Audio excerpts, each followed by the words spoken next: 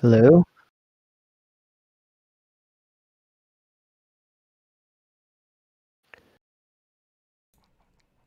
James always breaking the audio. Just literally sat down and did this. It's quite amazing, actually. Hello, now you can hear me. Here we go. Whew! I kill myself. I kill myself. I just sat down to do that. I just was like, remember, I was like, Bob, can you talk for me real quick? Oh, that's what you were doing. That's what I was doing. Living on Tulsa time. I have that song in my head now because I was just in Tulsa, Oklahoma. Living on Tulsa time. Do we want to talk about Universal? Their numbers came in, their Q3 report, Comcast. It really is just saying that the parks did good. That's literally all it says. I don't know if that's really necessary.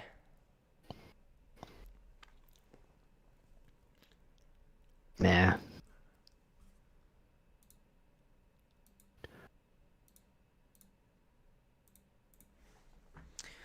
Living on Tulsa time. Dang it. No. Here, there's actually, hold on a second. No, let's start the show real quick. Here we go. There's actually a news story to use for the Dollywood one. I want to edit it.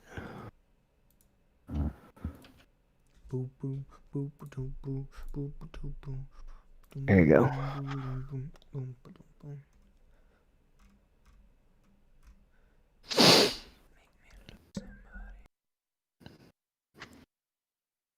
Dolly Parton says she is planning for next year a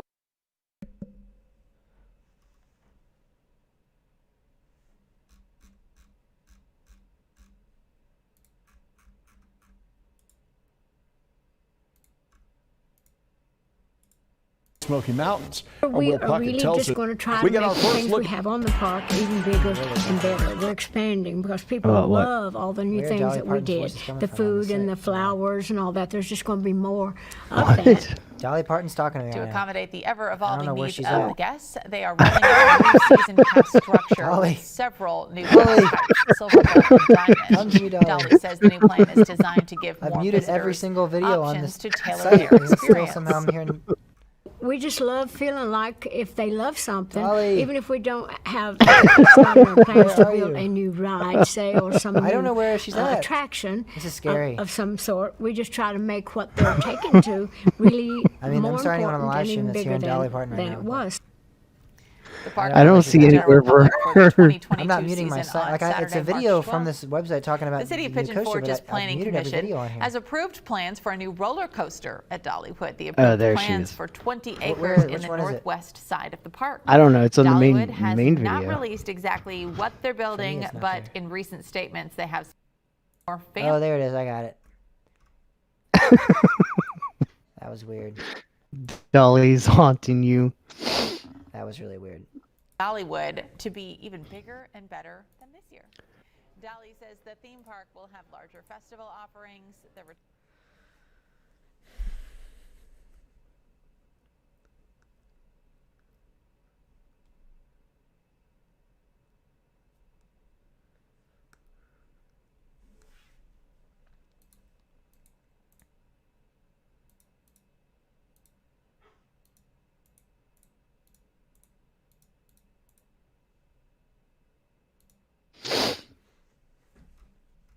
Hello, Pam.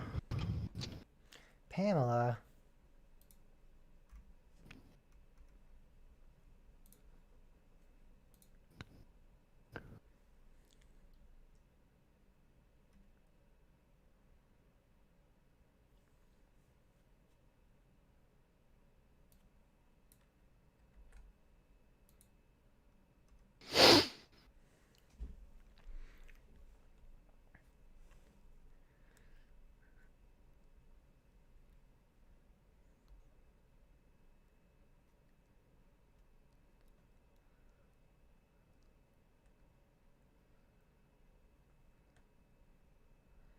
Has it really been that long since you've been on the you've been here. She hasn't been here in a while. I've had this for like, how long's it been? Over a month, right? Yeah, it was the trip that we went on with her. She was there. It was Knoebels, so it was a month ago, yeah. Yeah.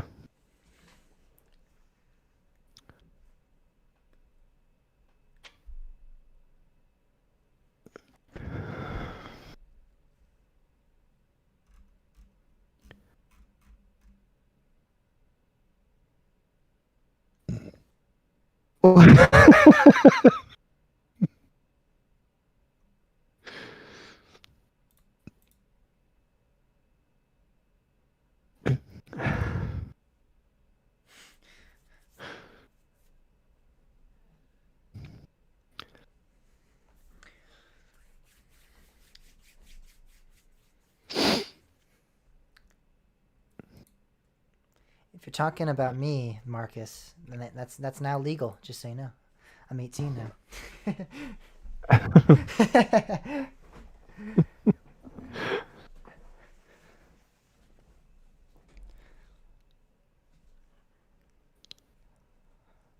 Boom, boom, boom, boom, boom, boom, boom, boom, boom, boom, boom, boom, boom, boom, boom, boom.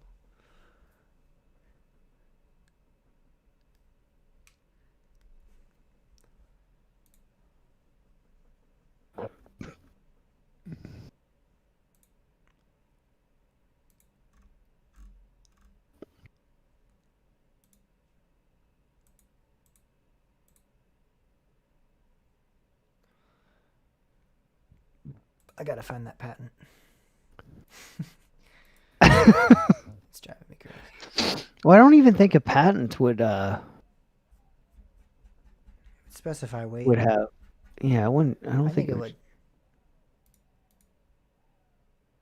Somebody's having an orgy in front of my house or something. Do you hear that? No. I just heard a bunch of like. Okay then. Yep, I was like, all right.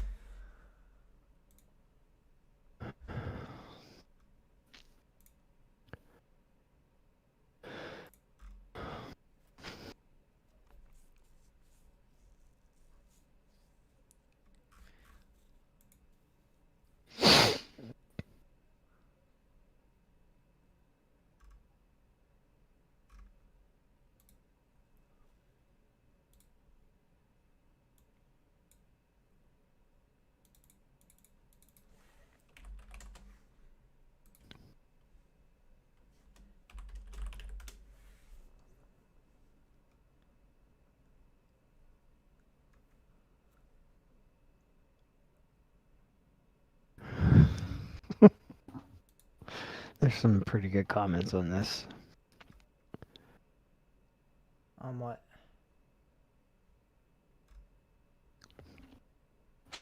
Somebody's like, why would they do a family multi-launch when they already have Fire Chaser Express? Because it's their target audience? Dollywood isn't that kind of park. It does have amazing coasters and is worth going to for those coasters, but similarity of coaster isn't going to move the new attendee needle very much.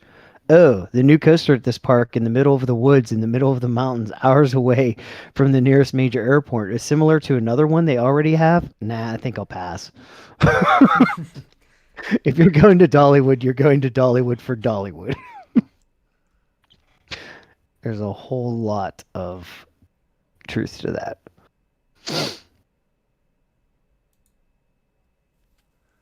Hi, Thomas. Do you think it's I don't think it's family. It literally says that on the side of the plans. You can see that? Oh, you mean, okay. 2023 family attraction. Yeah, but it's not just the ride that's being put in. They said there's also, like, could be, like, attraction. Cheetah Hunt's considered a family coaster. That's all I'm going to say. And that is definitely not. That's an intimate multi-launch. Wait. I've also heard you shit on it because it's not forceful enough. It's not, but it's not a family coaster. Okay. Being not forced, that Nitro is a family coaster then, I guess. So. Yeah, except for the height requirement. Yeah, but. James doesn't always pay forces... attention to the chat. You said what? He will look now that I mentioned it, but. See, I don't. How do you just have the chat up all the time? I just don't have enough room.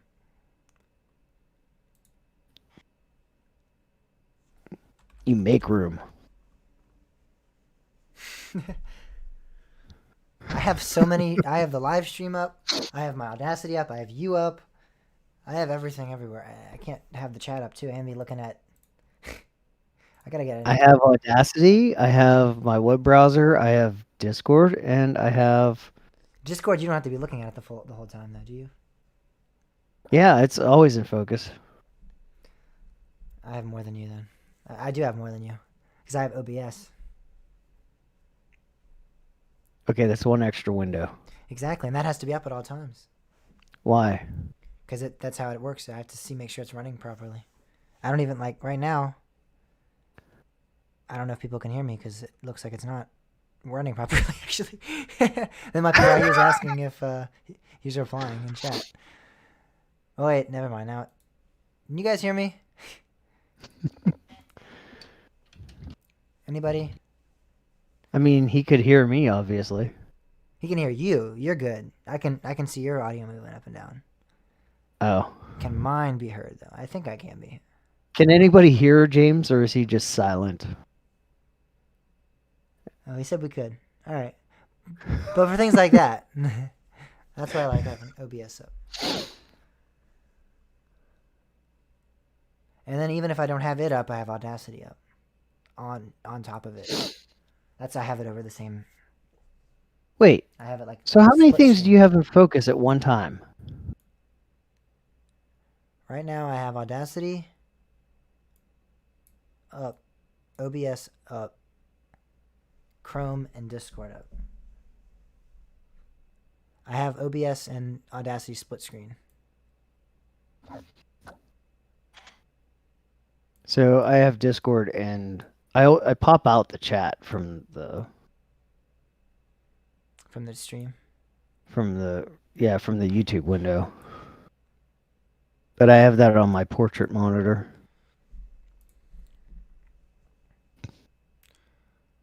Oh, that's right. You only have 2 monitors, huh? I have 2 and then 1 with my actual laptop, yeah. Oh, that's okay. So you have 3 displays. Yeah, I have 3 displays.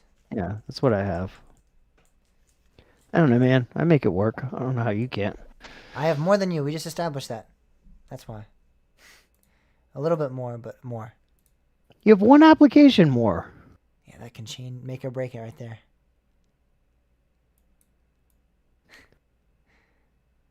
But you said Audacity you have split. I have Audacity. Audacity's on its own screen, and my web browser's on its own screen. If I pop out the chat, it's still a tab. Like I don't know where to put it. Where does it go? It goes in front of one of the other applications. So, I mean, I have it. I'll try that, but all right, there we go. I'll try it. We'll see how it works. Actually, we don't have the Conning. I guess we could. Well, I guess we'll probably get on Conning a little bit, sort of, in a roundabout way. There was a news story, but we already knew it was coming. Conneaut. Well, we are talking about Conneaut. Yeah, but not for Conneaut's sake. That's why I said we're going to get there. I think that's what he's talking about, though. I think he's just talking about the fact that we always talk about Conneaut because there's always something happening at Conneaut. Yeah, and that's that Knoebel's acquired their benches and whatnot, and Turtle Ride or whatever. Now you ruined the surprise. He knows. I think he knows. I think that's why he said that. Am I wrong, or did you know that? I'm pretty sure that's what you were insinuating, right?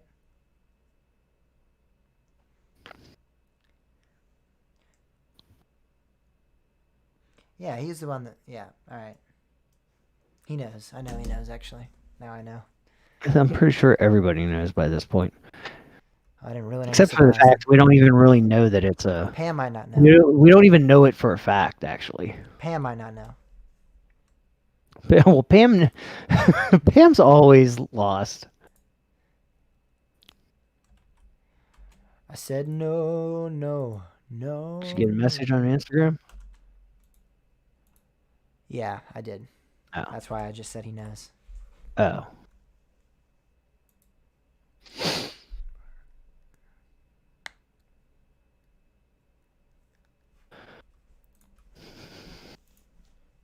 Woohoo, bum bum ba-dum bum woohoo.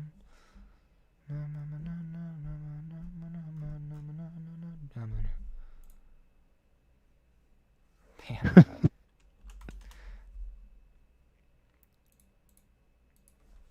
Looks like she's up to speed on this week though. She's not lagging behind. Yeah, that's true. That's good. Maybe you got to give it a couple months and then come back again. let everything rest. Yeah. What are we doing the second half of the show? I don't know.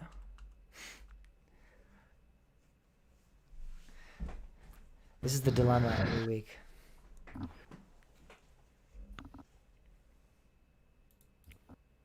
I think we should just forget about the second half of the show. We'll just do half a show every week. Where'd the other half go? It's on vacation.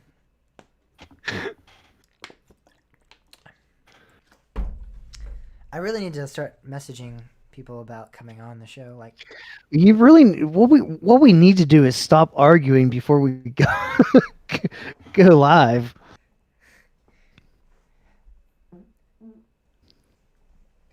Right now it's just news stories. Yeah, there's a few. The tiered season passes at Six Flags, Bell's Amusement Park, Dollywood, Kennywood, Knoebels, and Vote Coasters. hey, I used to do this. I'll do this again. What? Oh, I know what you're doing. Do you? Yep, you're about to pin a message. Very good.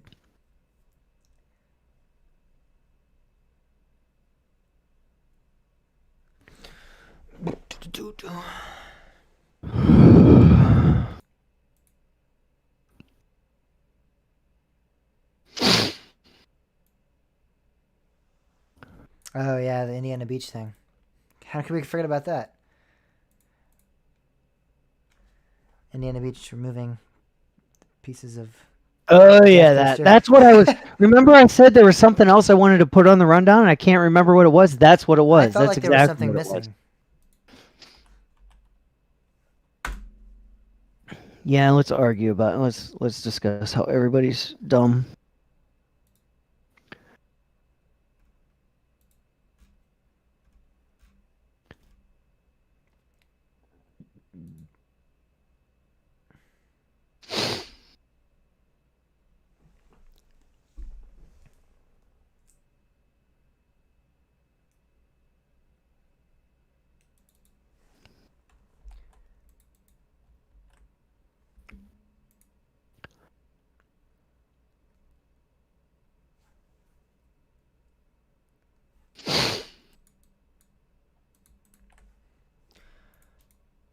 Living on Tulsa time.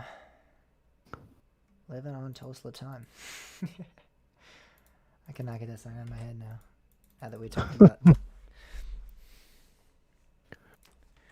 Now that we're talking about Bell's Amusement Park.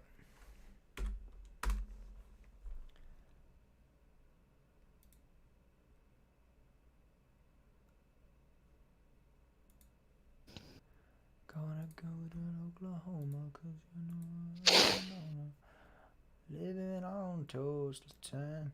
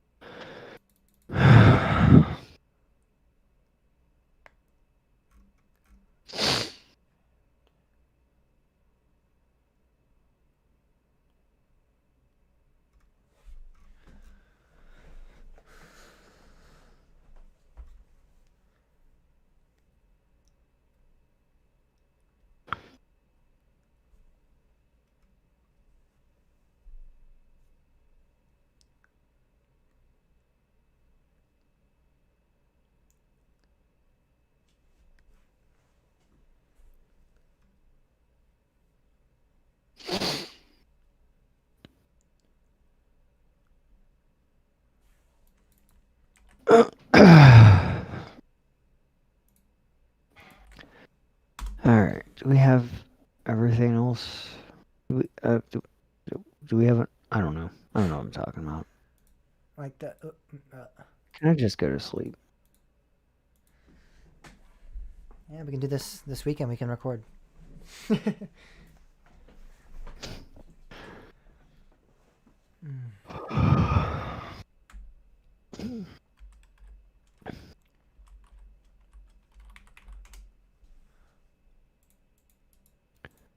Do we want to talk about the Airgate stuff?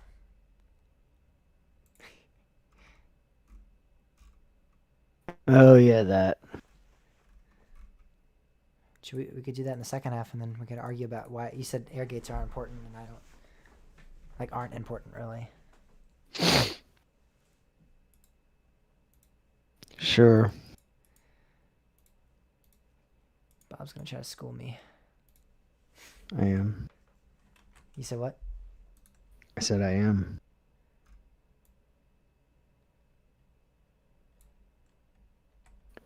Holy shishi balls. No, don't do that. Is there an image of this triple loop being removed that's not Reddit? I don't think so.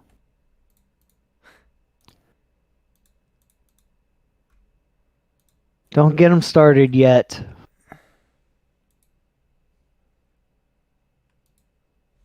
I agree. Very much agree.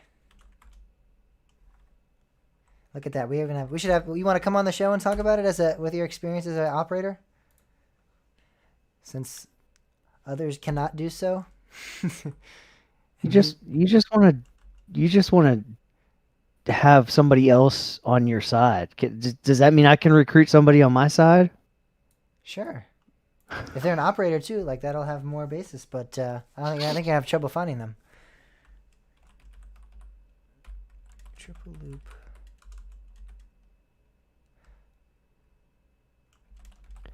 And the context of it wasn't that they aren't important or that they serve no purpose.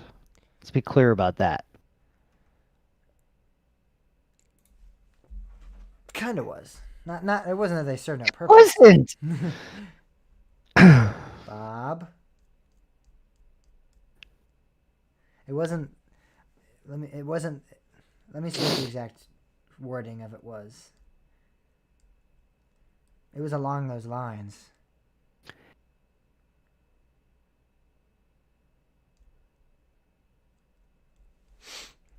We're gonna get into it, and if you bring something up, we're gonna get into it before we're even arguing. I'm not gonna bring anything into it. I'm just gonna state what I said, and then see what you said, and then we'll move on. Yeah, we're not gonna move on. That's the problem. If you bring up more, I'm not bringing anything up. This is all in the past. We've already had this conversation. I don't really think gates really make a difference at all in protecting people. That's exactly what you said. Yeah, protecting people. Yeah, that's their purpose, I think. So they serve a purpose then. No, I don't know. That's not the purpose they serve. It's a psychological. Okay. Well, See, this is what I told you. Bob, shut this up. is exactly what's gonna happen. You say another word.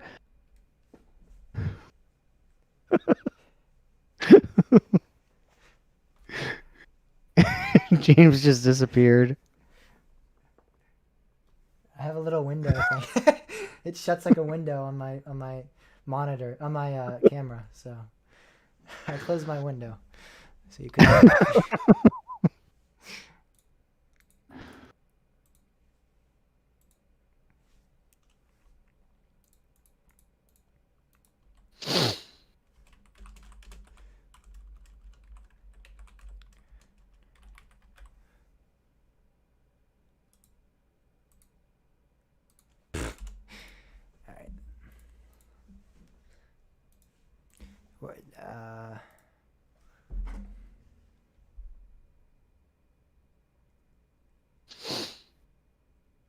What?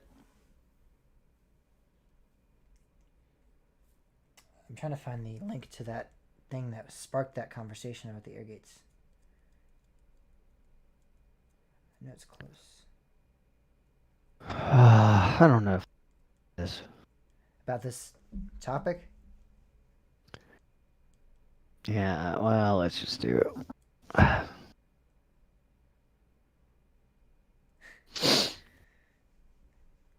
Why do you think? Why do you think that? You don't want to argue tonight? Because nobody's going to understand what I'm actually trying to relay. That's what I foresee happening. If you can't relay it, you're wrong. I'm just kidding. All right, there we go. There's the link.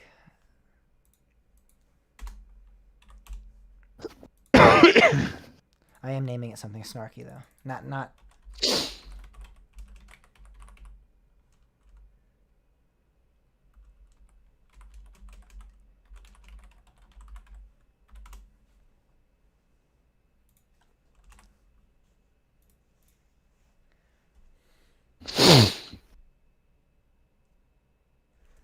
That's not.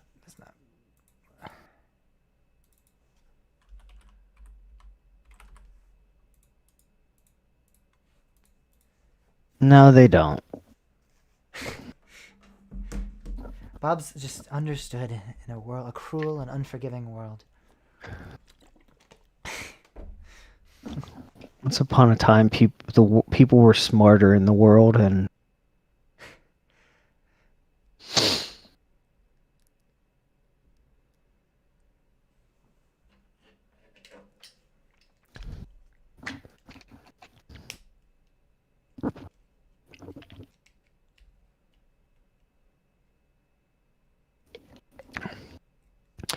now that we've baby-proofed the world can't imagine a version of the world that's not baby-proofed. It doesn't have air gates. I think technology advances, and as technology advances... And as technology advances, people become dumber. Maybe. The more technology does our jobs for us, the less ability we have to complete those same tasks. Sure, but when I remember being a teenager and knowing every single one of my friends, I knew their phone number off by heart. Does that make you smarter?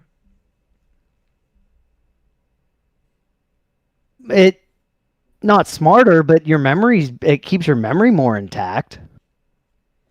Maybe, but there's things we have to memorize now. I mean, you didn't have computers, so we had passwords. I mean, you did eventually, but not right out the gate.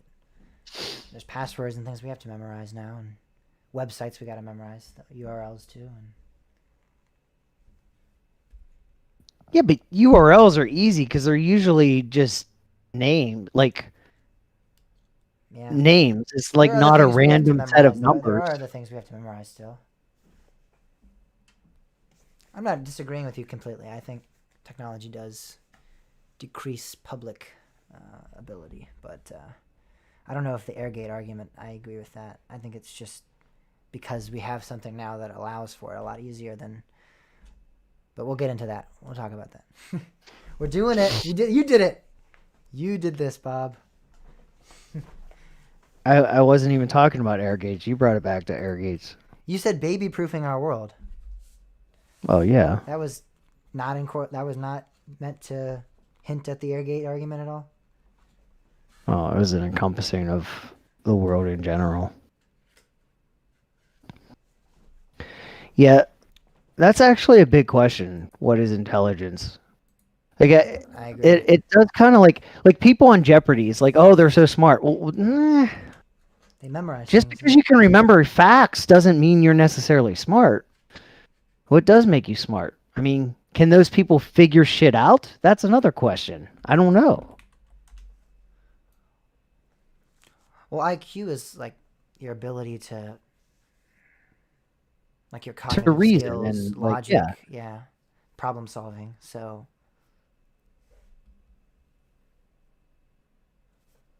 if we're talking about, but on the other hand, like I know people that don't really don't have a high IQ, but like they could figure shit out, like backwoods mechanics and stuff. Like, oh my god, they could mechanically they could figure shit out that you wouldn't even imagine. Like It's like, how'd you figure that out? You can't, like, but yet outside of that world, like, it's Outside just of that field. yeah. I've thought about this before quite a bit.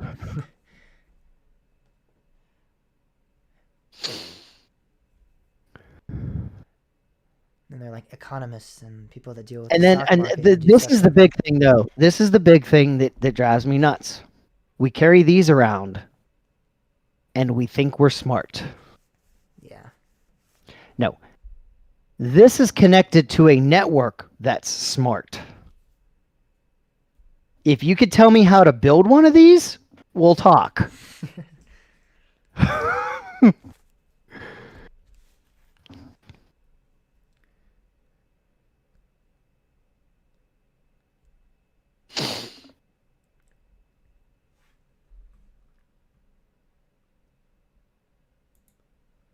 Oh yeah, the risk mitigation, that, yeah, I don't want to get into it because I'm going to bring that up too, but I mean, that's what it is. And right, and that's a very different thing. Stop. Stop. We can't argue this yet.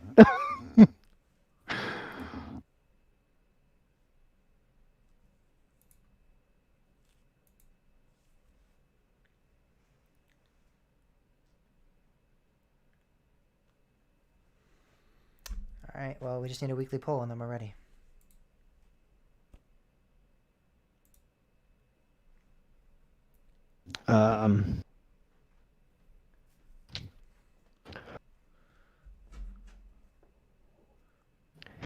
Do you know how to behave if there's no air gates? That's the poll.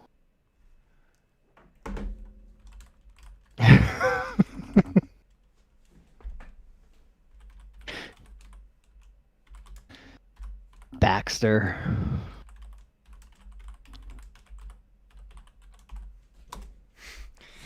There we go. That's the weekly poll.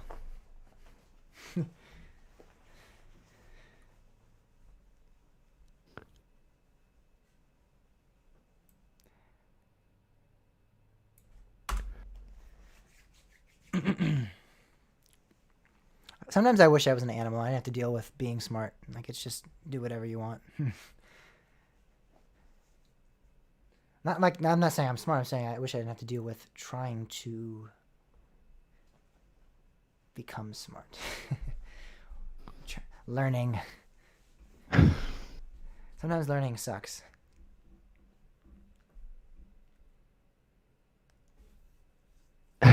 Learning sucks. Sometimes.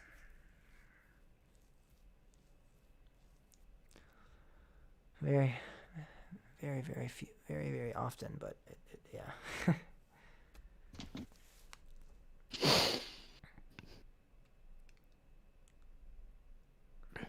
Think about how easy life would be if you're just a cat, just chilling out.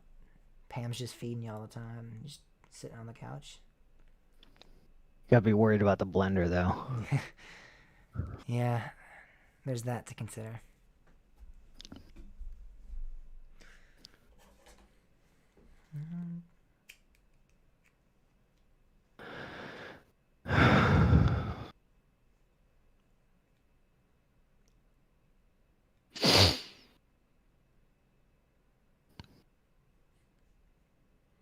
All right, what's the weekly poll?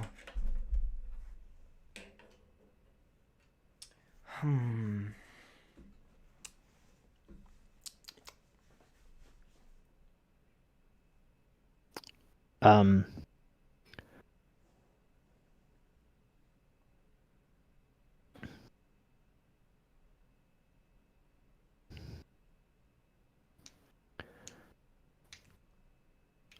don't know.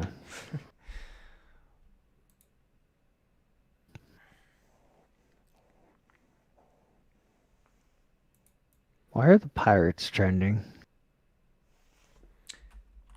Because they're doing good. Are they really? No. I mean, it happens. It happens every now and then they. The World immediately Series get just rid of ended something. yesterday. Like, baseball's over for the season. Dude, for some reason, Pirates is trending. I think it's because they're talking. Andrew McCutcheon's talking about coming back. There's a rumor that he might come back to the Pirates.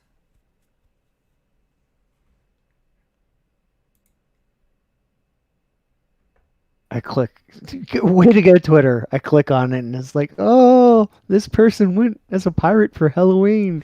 And oh, here's actual pirates in Iran. Like, what the? But yet it literally said sports. Oh, there. Finally, like 6 tweets down, there it is. Should the Pirates sign Andrew McCutcheon? Oh, you got it? All right. Good work there, Twitter.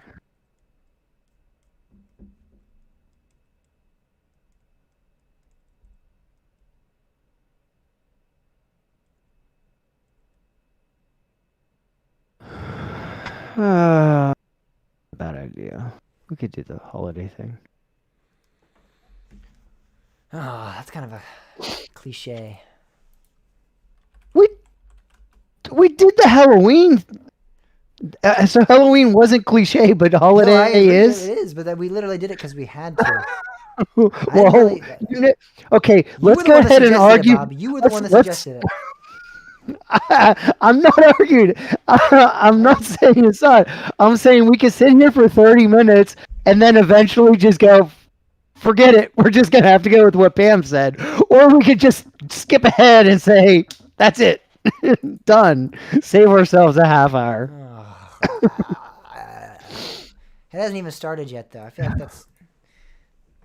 We did like what was the best Halloween event of the year. We could do like what is the best holiday event of the year at the end of the year, but... All right. We could do that too, because we're probably going to have to.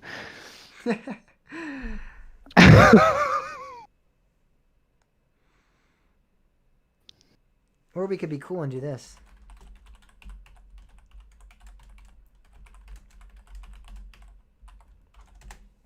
How about that? Get some audience. No. What?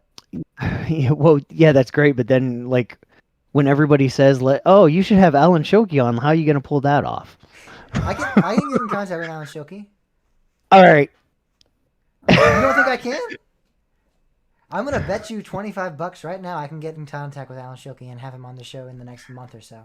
Maybe not the month. I'll be in contact with him in the next month or so to see if he can come on the show. Why haven't we done that? Because I'm scared. I don't want to be shot down. Like I can get in contact with him, but I don't know if he'll come on.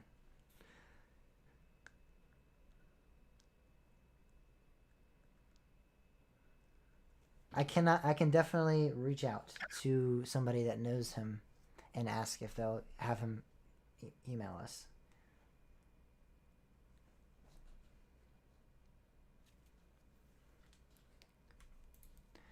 Like any other engineer might be difficult, but Alan, I think I could get on. That's the thing. Like, if they were like, let's get Anton. We have to do some. Pam will have to come on for us. That's where I was just going. That's exactly where I was going with that. We'll need Pam's help. Pam's gonna have to come with us, and we're gonna have to go to Germany. And oh my God! If we could get Todd on and yell at him for 2 hours, I would love it so much. That would be the best podcast ever.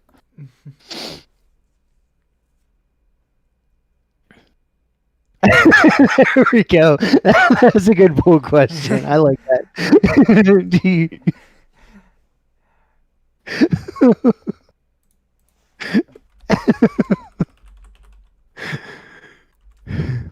Yeah, that's what he was. That's what he was saying. We should ask them what guests we should bring on the show. And I said, "Oh yeah, that'd be great because when everybody says Alan Shoki, how are you going to get him?" Yeah, that's if you look, you can actually look at the rundown. We have it on. It's shared with the audience. If you guys want to click and follow along with us, we have the rundown we have right now. It's you guys can't edit it, but you can look at it and see what we're doing. I need to find. And when they all troll us and say I'm gonna do it. Taylor.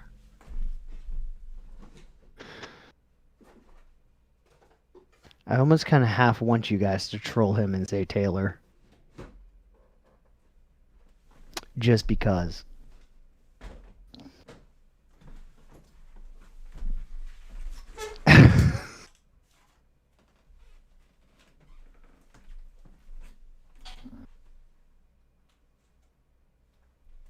We need Scott Ross. That's that's another one. We'll have two on at the same time. We'll have Scott Ross and Todd Joseph at the same time.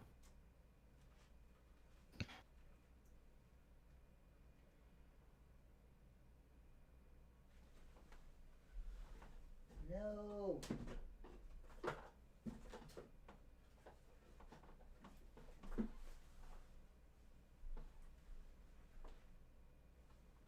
Gene Staples would actually probably be pretty cool.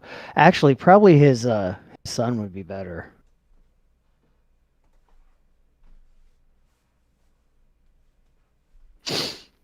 Oh, I just saw this tweet. I have to say, this is totally unrelated to anything, but I just have to share this story because it's so amazing. So, I've been fighting with my health insurance company about a payment that they just completely missed. Like, they didn't credit or whatever. And I, like, sent them all the information from my bank that says, oh, it was mailed and yada, yada, yada. So, like, I fought with people on the phone, and I'm like, look, I've sent it to you. You have it. Like, I need to make sure, like, it's not just sitting somewhere or, like, you know. Finally, I got somebody that said, okay, I'm going to escalate it. We're going to do an investigation. 3 days later, I got a call back. I got it on my voicemail. They told me that they investigated further and they have determined that the check that I mailed them in September was posted to my account on August 17th. Let that sink in. And no, that was not a misquote. That is actually what was said.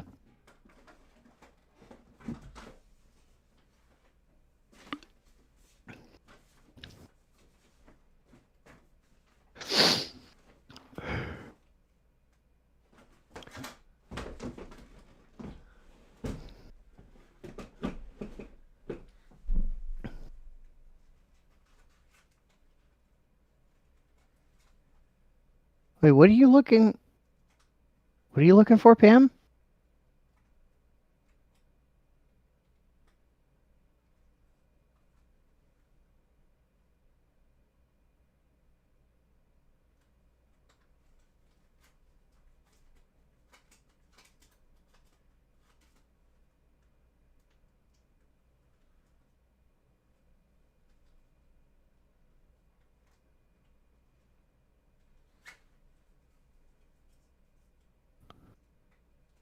Okay, did everybody just leave?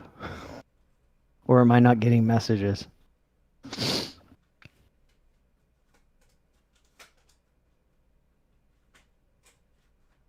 There we go. I guess you're just lagged.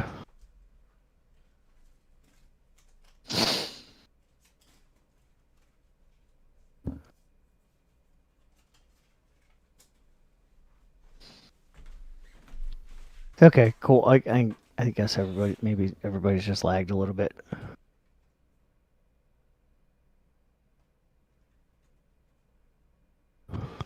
What? Oh, gotcha.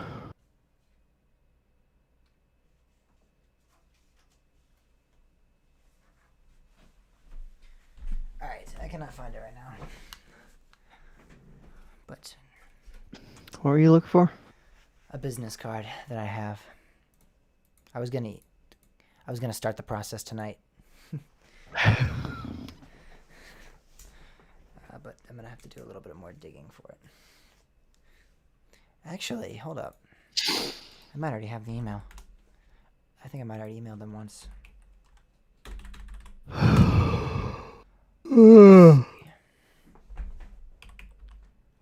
do. Look at that. Look at that. What do are you gonna give me $20 actually if I get them on? If I get them on? No. You're killing me. You take my $20 if. No, I wouldn't. Because we didn't actually bet. We didn't officially bet.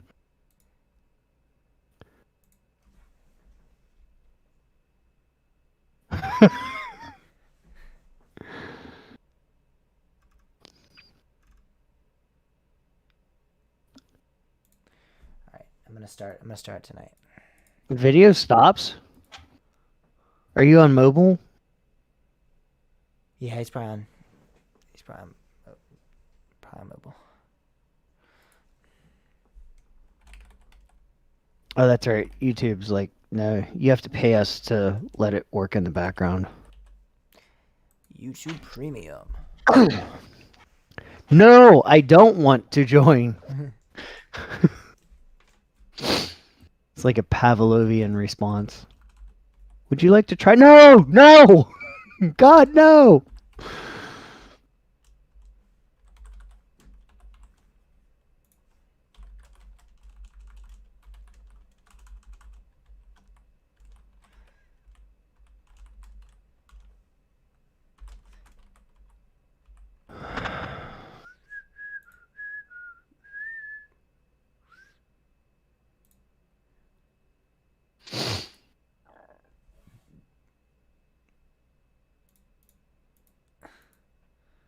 Marcus Hey, is Cam. Marcus is trying to edit the document. I just got a request from Marcus Johnson to edit the document.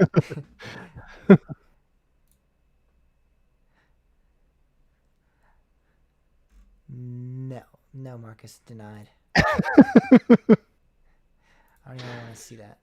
He's not even in the chat. What the heck? He wants to edit the document, though.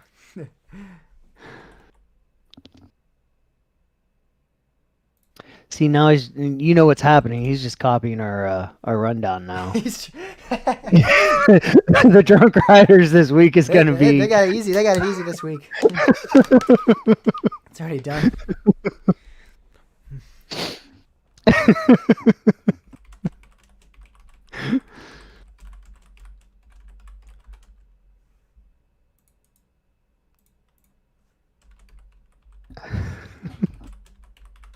Marcus just pushed the easy button.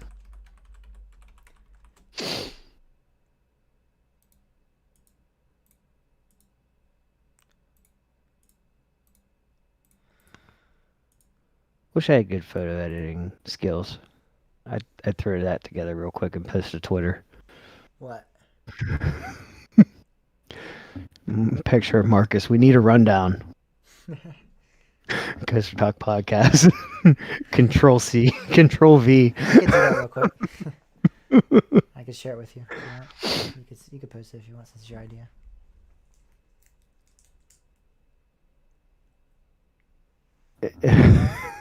Oh, there he is. He is here.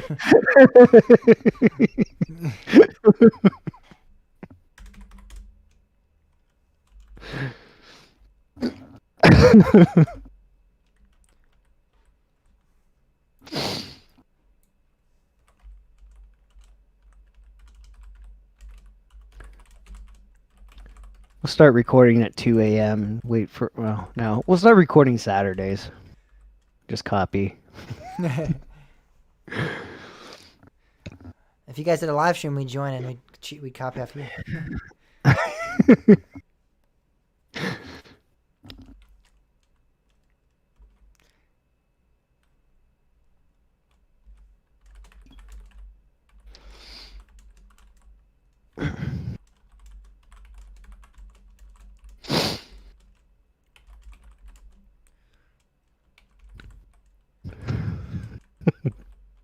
Did you see Timmy's tweet about being a psycho? Yeah, I saw it. I found it funny.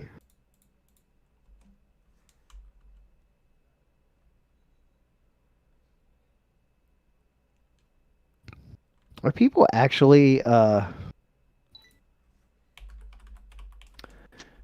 putting up Christmas trees already? Yep. Like individuals? As opposed to corporations. Well, I mean, like parks. I get like parks need to decorate now, obviously, but like No, there are actual people, households doing it. Yeah.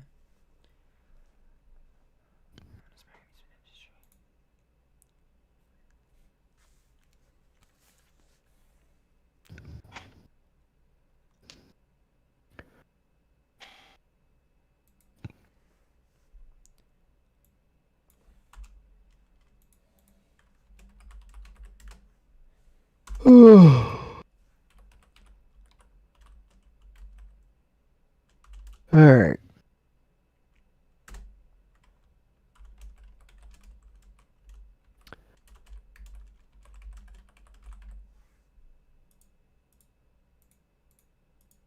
Are we ready? One sec, I'm writing this email. You think I'm joking? No, I know you're not joking. Alan Shookey's gonna be on the show in the next year, and you're gonna be like, "Holy crap!" or at the very least, I'll have established that he's not coming on. So there you go. There you have it. In the next year, we will know that one of two things is happening: either Alan Shookey's coming on the show, or Alan Shookey's not coming on the show. But it won't be because we can't reach him. It'll be because he doesn't want to come on and that he doesn't like us. Oh yeah, we talked. Or yeah, do you want to mention Wicked Twister? I don't know. We weren't going to do that. We established nothing. I was indifferent about it, and you're like, well, we actually talked about it possibly moving or like what its fate was. So then I didn't know what you meant. Yeah, but I thought we then established it. I thought you said, nah. I don't care if we do. I don't care either. Should we? Should we, Steph? I don't know. Sure. I mean, it's not like there's a whole lot. It's not a big deal. It's like we already knew about it. That's literally what we said. We said I think we both agreed that it most likely was being used for parts. But then you were like, but maybe. Oh, the maybe that I said was like clearly far-fetched. Like that wasn't really a maybe. No, I agree. But you were like, maybe. That's the only thing that was contrary to being scat for parts. Yeah. You mentioned, I think, so. See you, Cam. Thanks for stopping by.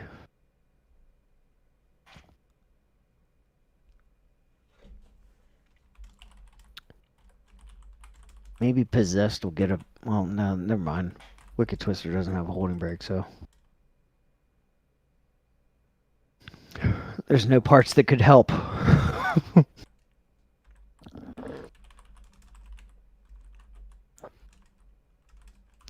I actually bet the reason why they don't run the holding break is just saving money. Yeah, they don't have to pay for those breaks. Somebody said in that Reddit thread about Wicked Twister, and I've actually seen similar quotes from other people, but that he figured that it cost about $400 per cycle to run. Yeah. And I'm sure with the holding break, that's even more.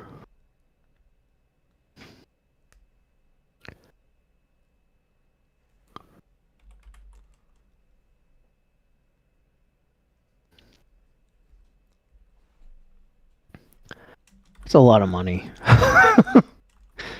You think about it, it's like $400 just to launch the thing.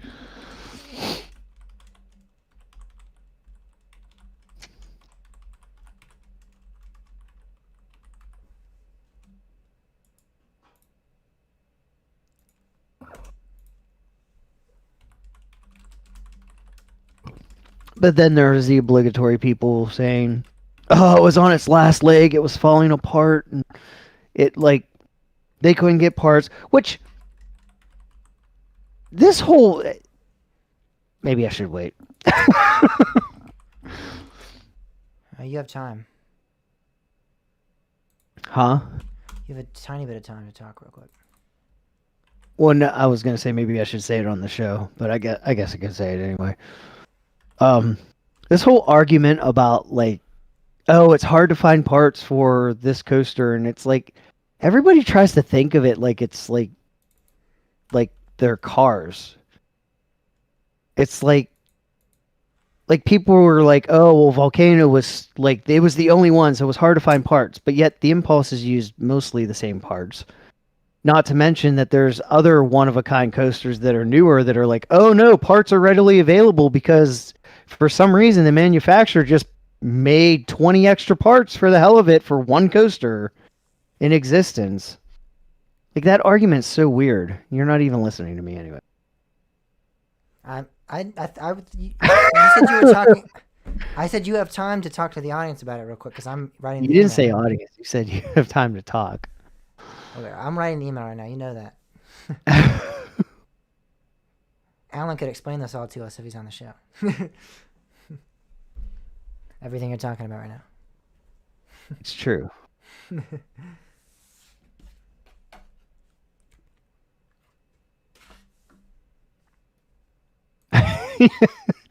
Put Wicked Twister on top of Possessed. That's a fun idea.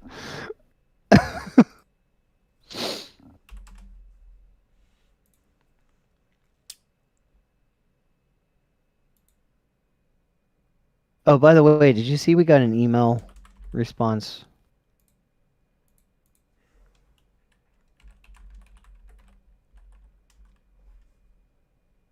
No. No problem if he...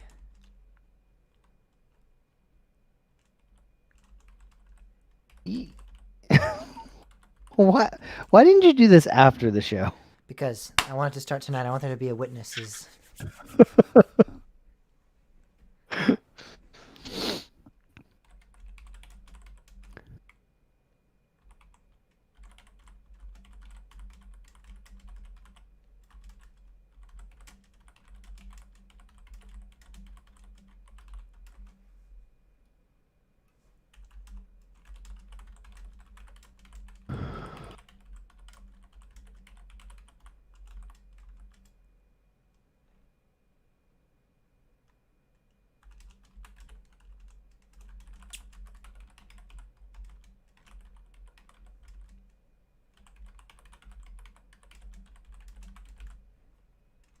I forgot I already interviewed him on the YouTube channel too. No, he's still working on the email to try to get Alan.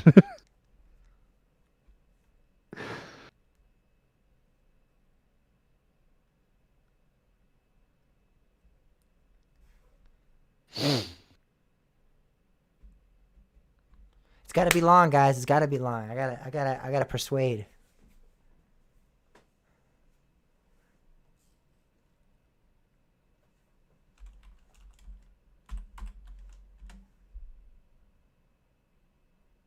I love how you have comments on Reddit that just randomly get downvoted to 0 for no real reason at all. It's like, hey guys, the sky is blue. Downvote. Sorry, the sky's not blue. Like what?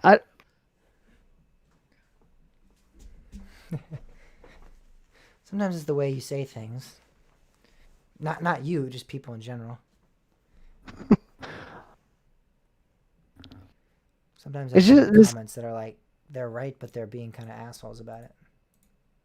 This one guy was like, well, the Six Flags terms of whatever he had a link indicates that season passes have access to all the Six Flags parks, and I replied, I said that's perplexing, but if you go to, and I gave him the link that said, like, where you go to the FAQ and it actually says passes for 2022 are only valid for the home park. And I got downvoted. Like, what? Like, why? What did I do wrong? It's like that, like, let's punish him, not let him know why he's punished. Like, that's effective.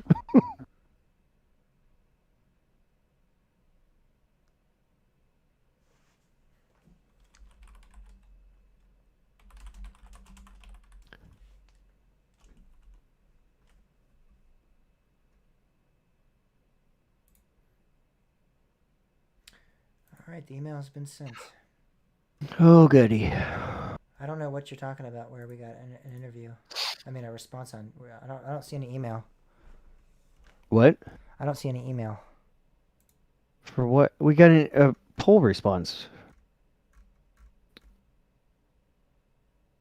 A weekly poll response? Yeah. Oh.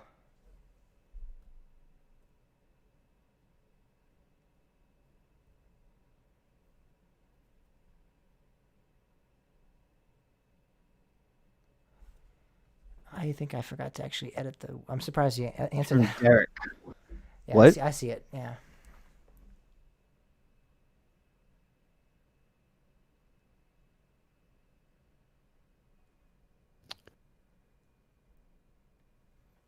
Sorry, Bob.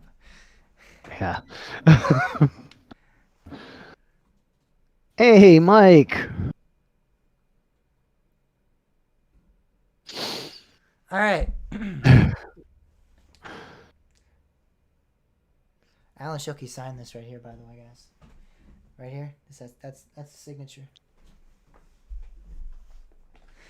I stood next to Alan Shilkey while I was in line for Twisted Timbers. Does that count for anything? I rode it with him on Twisted Timbers. Does that count for anything? You did not. I did. Me and him rode together. Next to each other? And Fred Grubb was behind us. Yep. Where's the on-ride I photo? didn't buy it, but Yeah, that's bullshit. Because if well- you rode with Alan Shilkey, you would have bought that damn photo. I'm gonna call my mom. Oh, no.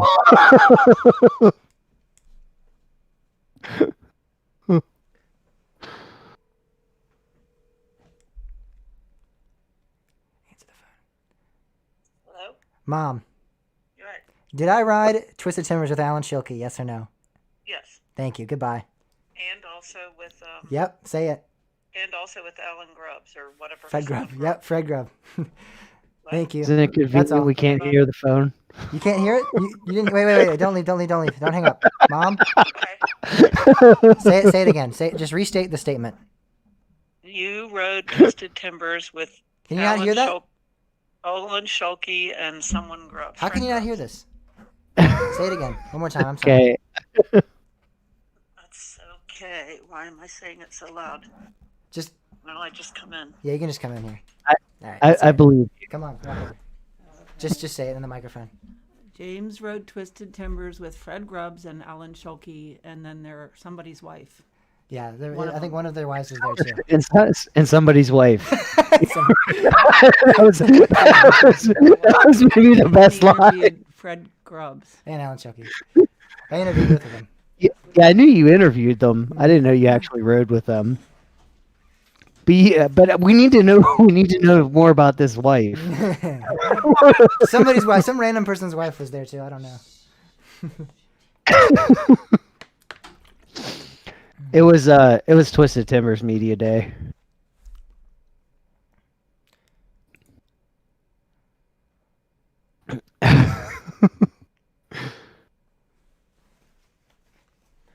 I have the on-ride photo with me and my mom from Media Day.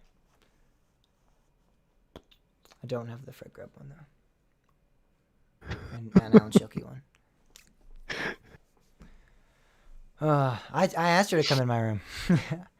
Because for some reason it wasn't picking up the audio on my phone.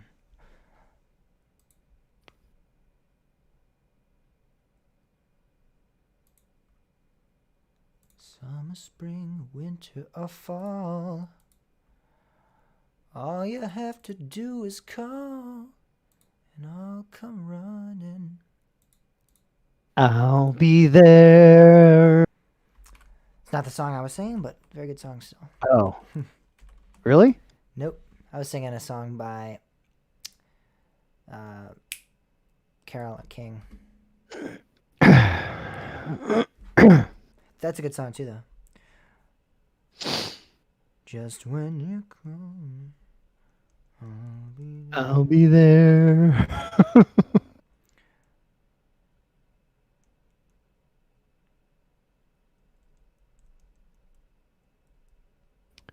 All right. Are we ready to do the show yet?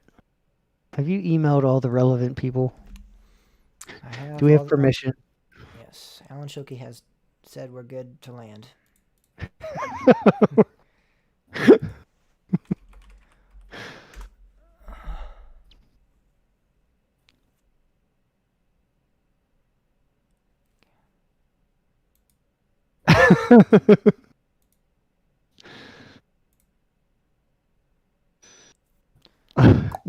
Now the truth comes out, James. You can no longer pass as a college student. Not yet. That'll be next year, probably, when we're doing the show. I'll be in a dorm room, or I'll be in I'll be in the library or something. Maybe by then I'll have stuff on my walls. And by Probably then, Bob will not. have the better. Maybe Bob will have the better studio then. Hopefully, I'm gonna be in a dorm room, so I don't know how much creative, expressive I can be in there in the dorm room, but.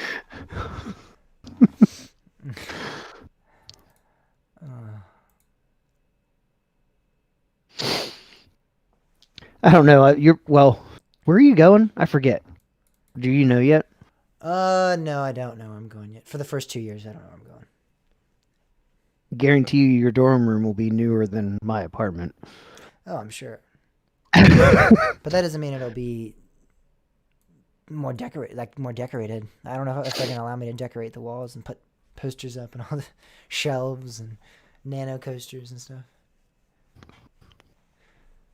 I applied to VCU. It's my safe school. I don't really want to go there, not because it's just too close to home, and I live like 20 minutes, 15 minutes from the campus. I want to go somewhere far away, kind of. Go to WVU. Actually, that's not even close to me. Yeah, no. I'm not going to West Virginia either. That's way out there. But yeah, I wouldn't. They're actually kind of a good school. Close to Kennywood.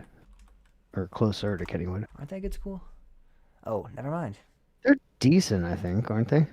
Their acceptance rate's really, really high, which typically means it's pretty easy to get in. You have to be a B+ student. So I would probably actually get in there if I applied. Let's see what the deadline is. Maybe I'll apply just so I can. Why not? Their deadline is... Oh, I need to sign in. All right, it is... You can go to Penn State. Could. Be close to Knoebels. And actually a lot of parks. It doesn't say their deadline. No. Go to Lock Haven. Let's see. It doesn't say their deadline, so I guess that's really odd. Oh, okay. You can apply whenever the hell you feel like it. 7/28. So it's already passed. Oh wait, no, that's for fall of 2020. The deadline is 7/28. So I'm good. It doesn't look like they have early decision or early action, or it must have already passed if it has. But I feel like I'd get in rolling admission too. I have pretty good grades. So.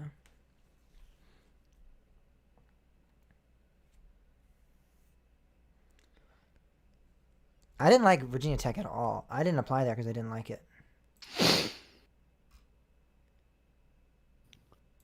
The campus sucked. I was not a big fan. Let's see. All right, I don't have to write another essay that's good for West Virginia. How far is West Virginia from you?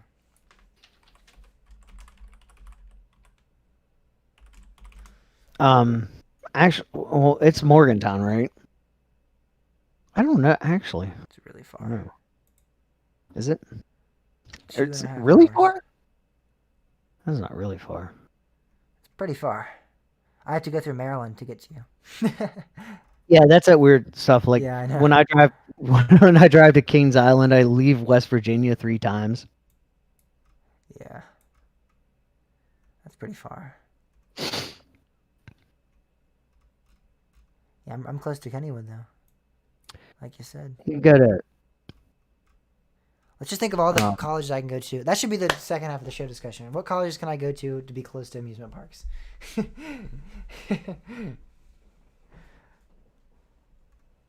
can go to Shepherd University. Could I? I don't even know what that is. Ah, I see. That's pretty close. Should I apply there just for that? I definitely get in there. I don't even know. Is that like a community college or is it? Actually, I honestly don't know, but like I've actually heard it mentioned in places that I wouldn't think like a little school would be mentioned. So I honestly don't know. They have a 98% acceptance rate. So I think I Well, could get in there. Hopefully.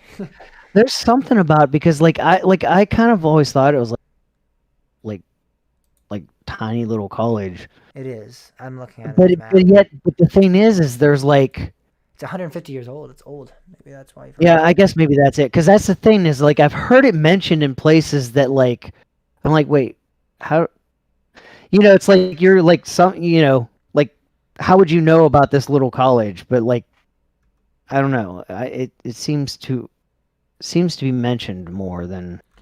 Should I apply But maybe there? that's it, it's just because it's old. I don't know. Should I apply there and then we could do the podcast in person every week? There you go. We can the entire podcast over the course of a few years will have moved to the other Virginia.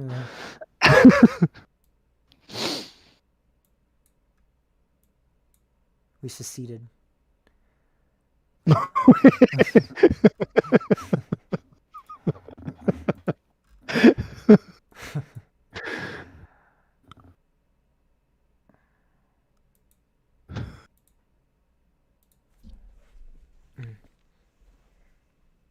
This is Bowling Green State University.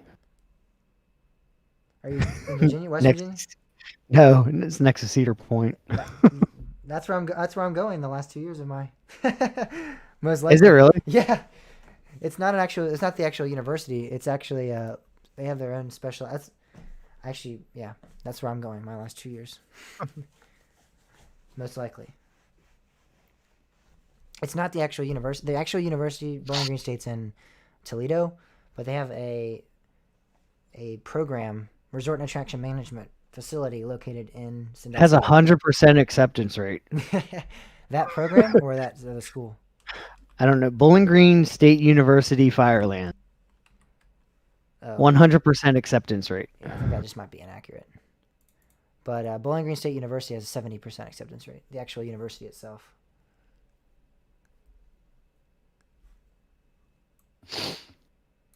I don't even know what Fireland is. That's the Oh, those are two different. area. Those are two different. There's the Fireland, and then there's the Sandusky. You're talking about the never mind. It's weird. They have like a Fireland, like a satellite campus, and like kind of near Sandusky. But then there's also one that's like literally, like here. I'll just show you a picture.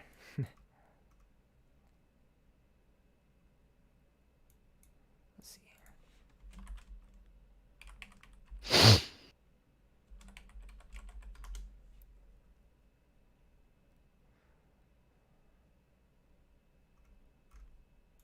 Oh my god, it's 11:15. The thing is, we have a showdown too. We could easily, like, we have the rundown ready. I know. That is the sad part. All right. Well, I'm just gonna tell you. So there's actually like, that one's not real. It's in Huron. It's not in Sandusky. But there's literally, if I can find it. You can go to Princeton. Go to Great Adventure all the That'd be time. pretty easy, right? Let me just get into Princeton real quick. Get into Harvard and just go to Six Flags in England. Then you have to introduce me to Dr. House. I think Harvard's acceptance rate's like 3% or something. The what? I said I think their acceptance rate's like 3% or something. Princeton? No, Harvard. Oh, Harvard.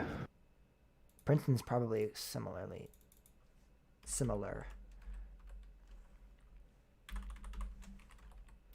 6%. It's the best college in the U.S. 5.8% applications accepted. I think that's not correct, but yeah. I don't think it's the best college in the U.S., but... I saw it on the internet, man. It's got to be true. It's got to be. Go to Pitt. Pitt's not too bad to get into, I don't think. My grandma went there.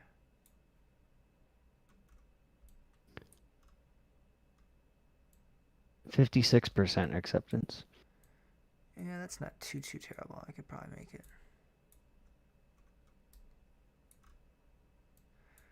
This is really pissing me off.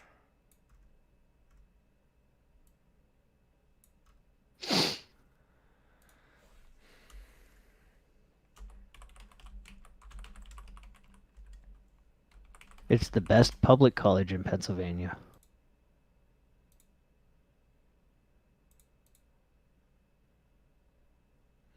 Gotta be cruel to be kind. I looked up this facility and it took me to King's Dominion. This is ridiculous.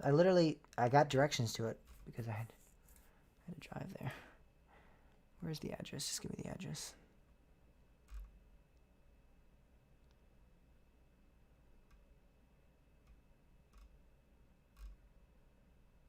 Here it is.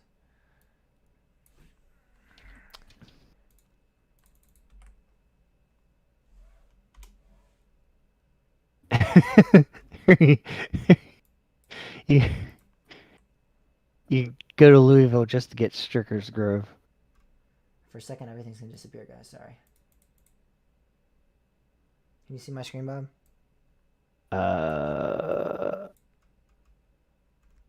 Yeah. So the satellite campus is over here in Huron. Sorry. And then this is literally the campus I'm going to be going to. Look, it's like right across. You can literally see. Yeah. Yeah, that's Firelands. No, the Firelands one's over here in Huron. What? It's here.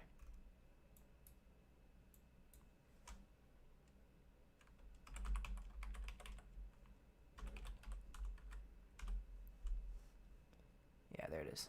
This is the BGSU Firelands right here. See, the one I was talking about's up here. Actually, in Sandusky. Oh, all right.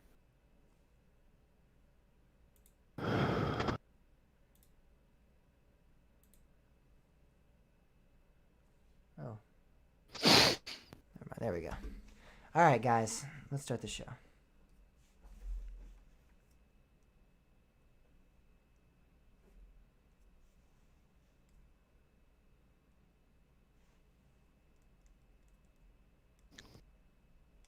College talk. That's all right. Look, Lockhaven has a 94% acceptance rate. That's where you went, right? So it's harder to get into my college than the college you're into.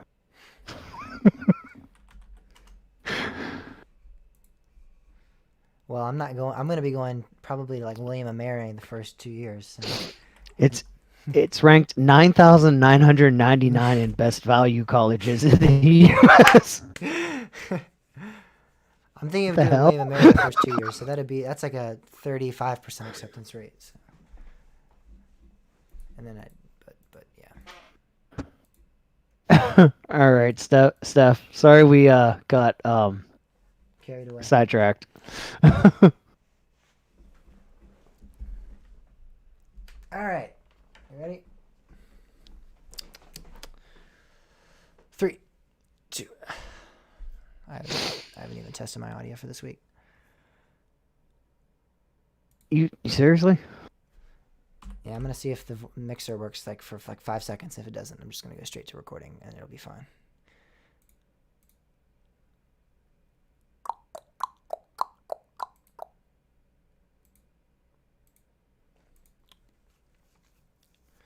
Cruel to be kind in the right measure.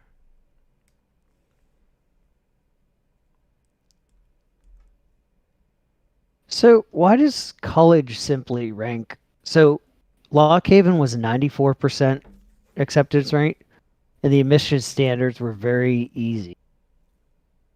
Shepherd University is 96% accepted, but the standards are moderate. So it might just be that the applicants that apply there are on average more. Yeah. Okay, that makes sense.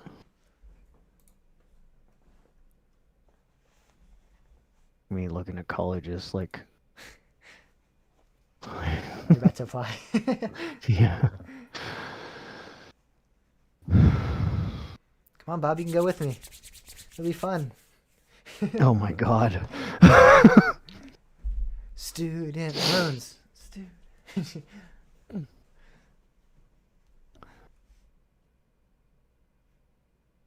All right. Are we ready? No. We're not? All right. I'm just going to do a quick testing. That's what I'm doing too. I'm testing my audio. But I've actually been testing. But have you? I'm testing my audio now. Yeah, I'm good to go. How cool is that? I'm good to go. Are you good to go? I'm good to go. I'm good to go too.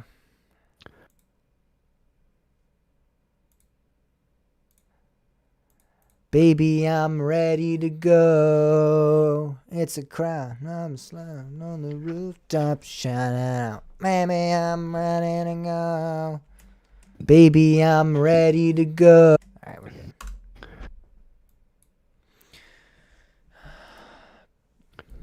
All right, baby, I'm ready to go. Are you? Well, let me close out all this college stuff real quick.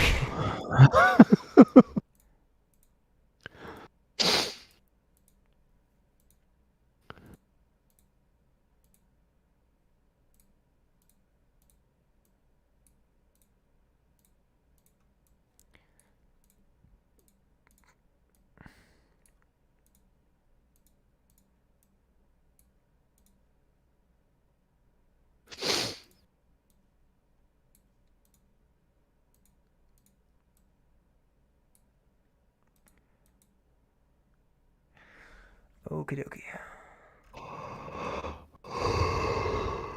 You linked the wrong What? stuff.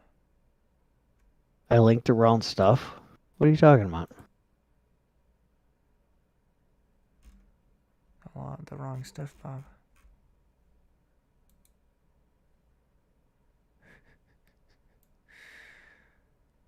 No.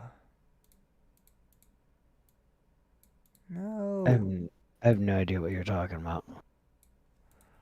The Knobles link is to the Screamscape, just to Screamscape's Knobles page. Yeah.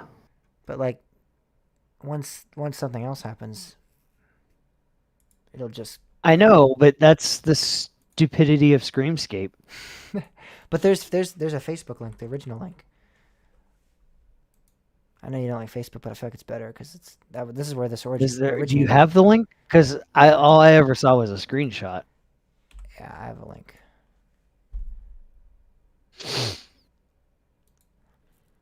Let me get the link real quick.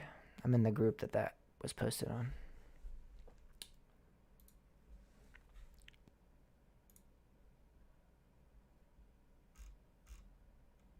Oh, whoa. Look at this thing. What? There's more, there's more foobar going on. Iconiot? Yeah. Of course there is.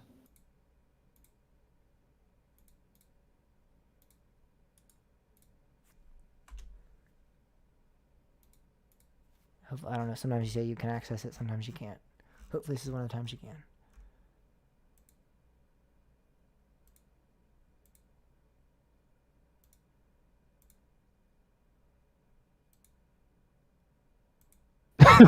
It's going to tear down the water tower.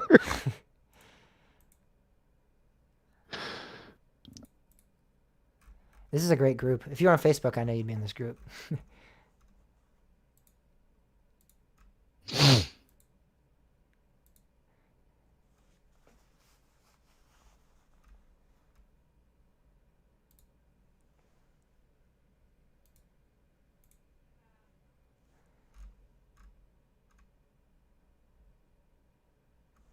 Oh, wait. A lawsuit was actually filed.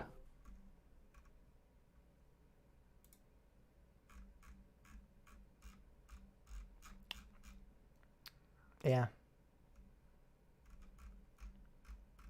trying to see. Guess they took the bankruptcy judge's advice.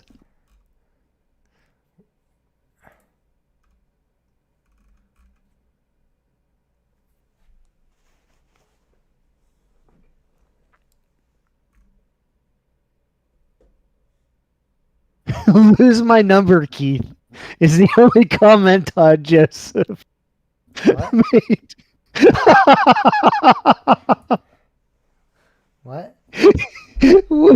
When the Meadville Tribune Yeah, I called see it, him, yeah.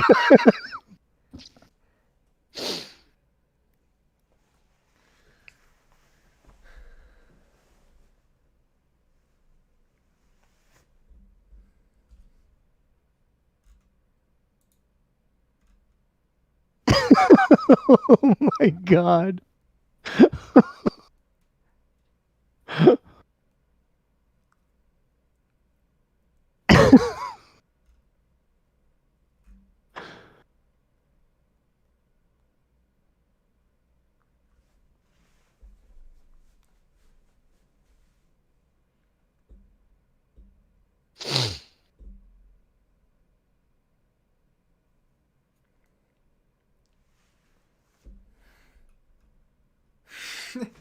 It's like a Seinfeld.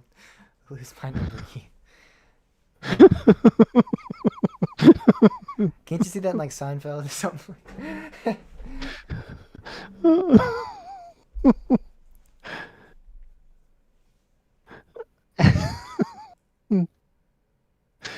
Oh my god. Can we actually Oh my god, we're not gonna have time to can talk we move about that this. can we put that can we make that the lead story? Just because it'll be fun. Are you gonna go off? Maybe.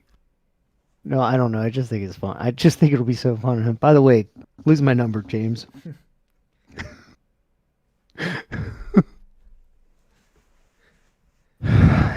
I wish Gene would have, but at the same time, I think Gene has bit off a lot more than he can really chew right now. He needs to get his parks under control first. I don't mean that in a negative way at all. I just think that he can't be buying. It's funny. We kind of thought Gene was gonna be like possibly how Todd has turned out. And How Todd is, I yeah. know. And it's the opposite. And then you were like kind of optimistic about Todd, and then he turned out to be what we thought Gene was gonna be. That's true. The easement states.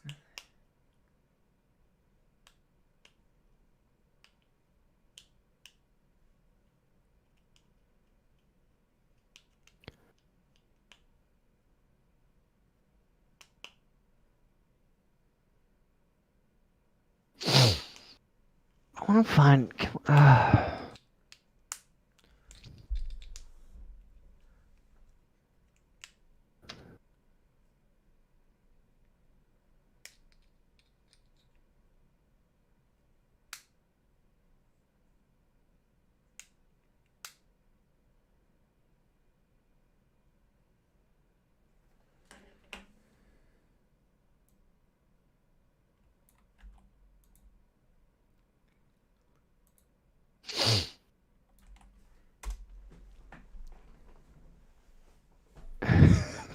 lose my number, Keith.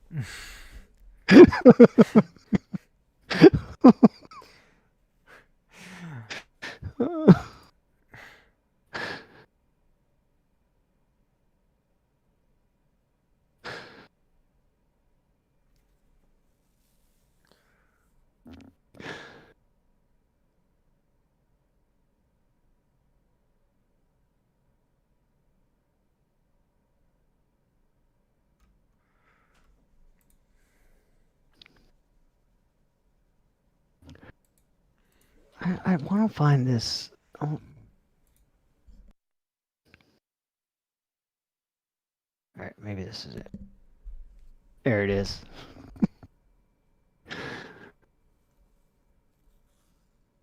I'm posting that to Twitter right now. What? Lose my number, Keith. You're just gonna that quote. Yeah.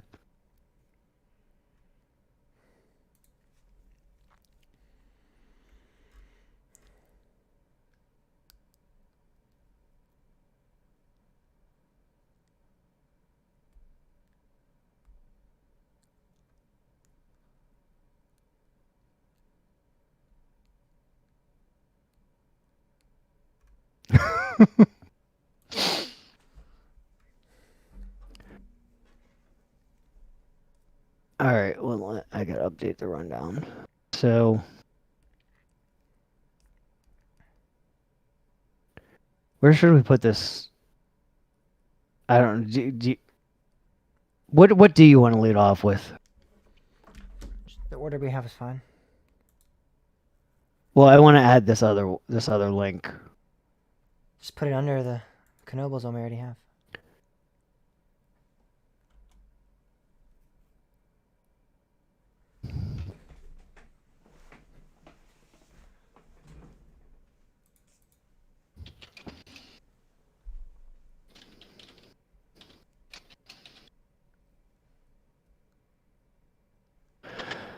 All right.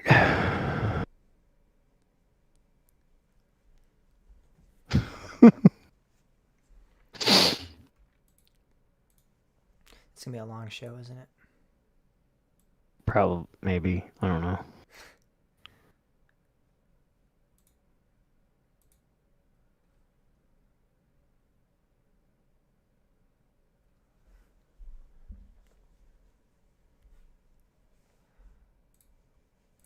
This is just days after the judge recommended better lines of communication.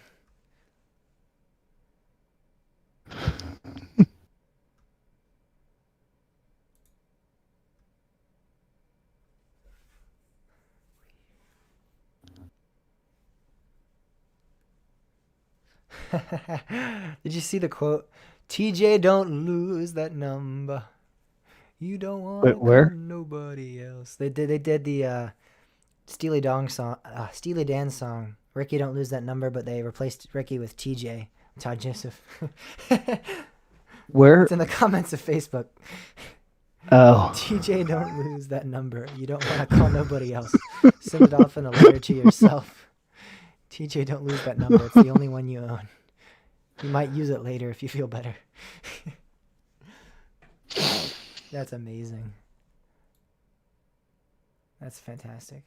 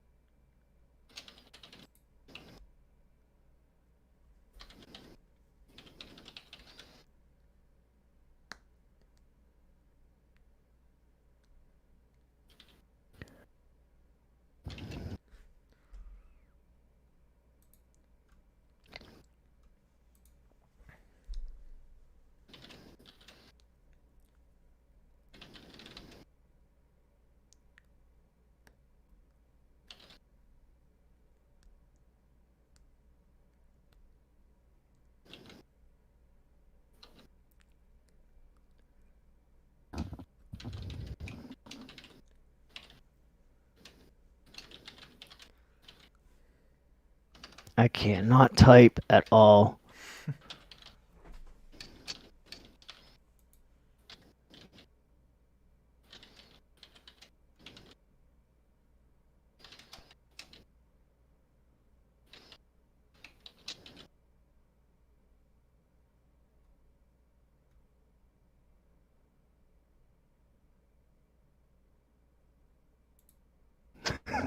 Lose my number, Keith.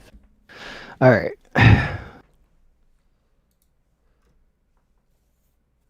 Wait, what? What just happened?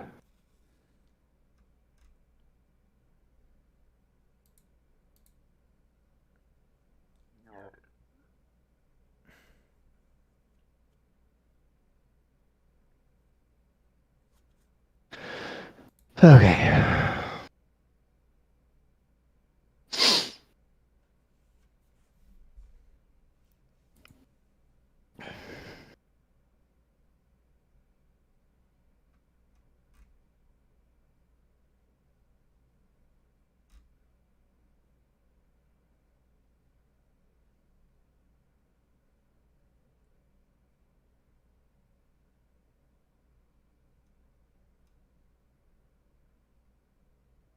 This is amazing. I really seriously thought we were through this week without actually talking about this.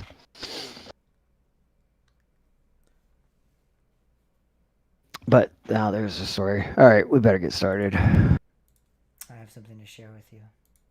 Uh-oh. Just found this doing some digging. I don't know how valid it is.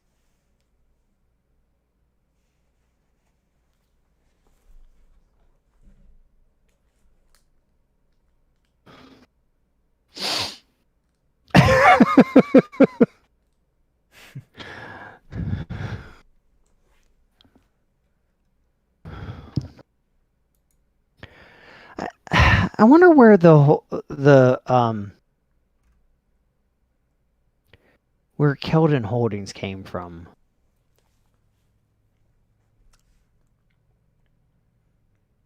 No idea. Like because it used to be Todd Joseph Properties, so like it makes me wonder if he like completely changed the name because he was like so like Facebook. Yeah. I think it Like, might be. oh, I think it oh might be a shit. rebrand, yeah.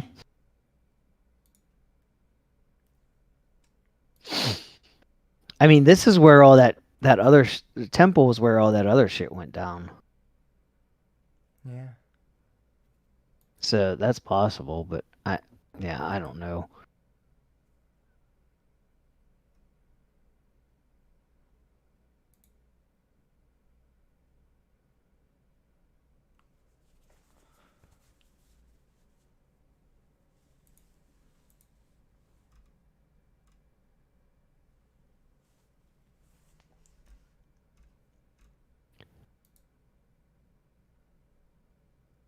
Al Space's apartments.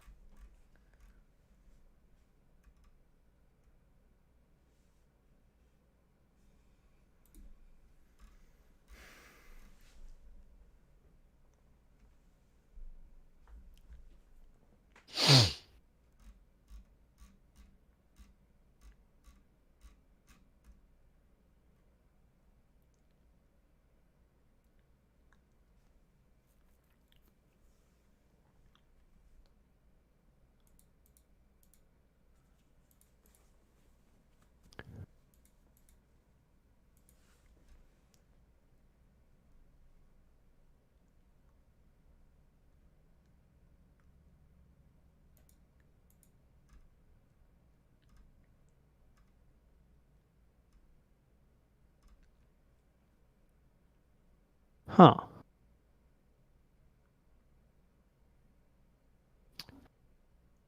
I actually think Little Dipper's still there. Or was.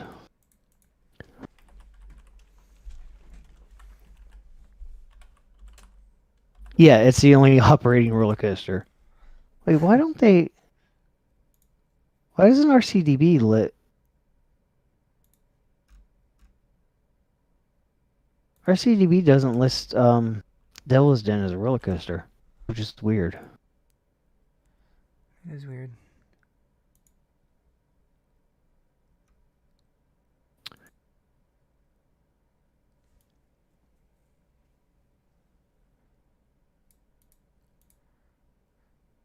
That's the Alan Hershaw Little Dipper, right? That's where they have it, Conneaut. What's that? That's the Alan Hershaw. Yeah. Yeah. Yeah, I thought they used to as well. That's weird. I mean, it has it in the footnotes of Conneaut, but... What? Oh, Devil's Den? Devil's Den, yeah. Probably because they're considering a dark ride now.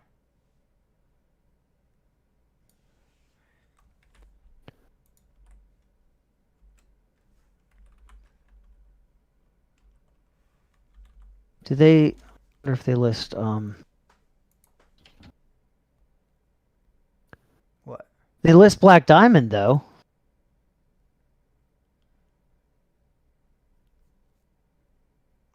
Black Diamond's a little different, isn't it? I mean, it's completely the same concept.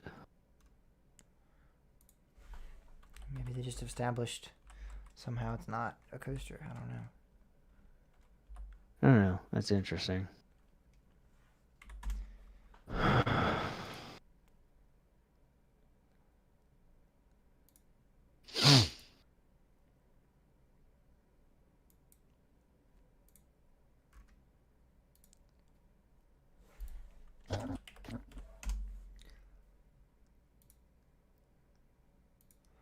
Fly me to the moon. All right. We really need to get started. Let's see, Black Diamond's It's a PTC, I know. I know. It's a hybrid.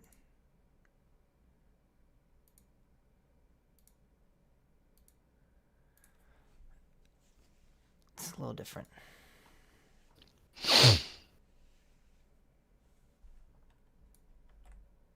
It says depending on how you define a roller coaster in the footnotes, if you look. Yeah. Wait, what? Sorry? On RCDB, I know you said that, but it says depending on how you define a roller coaster, they have a dark ride called Devil's Den. Yeah, but I mean, it is a roller. Actually, it's more of a roller coaster than Black Diamond is. Well, obviously RCDB disagrees. Oh, apparently. And we go by what they say, so. But like Devil's Den actually has an uphill section, where Black Diamond does not, which is one of the things that some people get hung up over.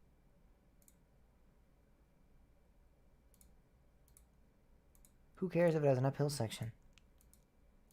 There's actually a lot of people that have made that a point. Like, well, a lot of people make that point with Demon Drop. That's why Demon Drop's not a coaster, because it doesn't go uphill. That's not why I think it's not a coaster, but yeah.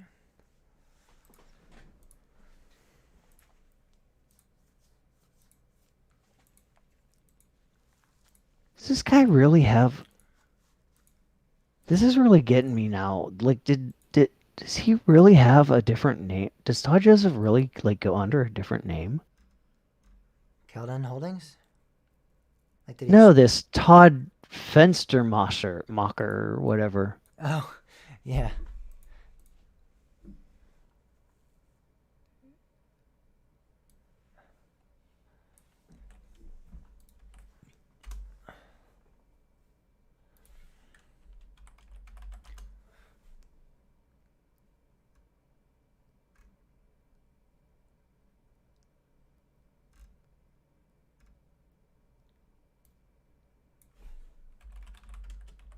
I'm like really curious about that now. Does he like? I need to find. I need. Todd Fenstermacher, Philadelphia.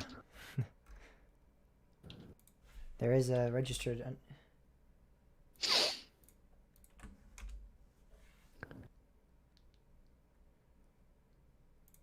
mean, there's not really much there, but I mean, it does. That is true. We have a residency for him.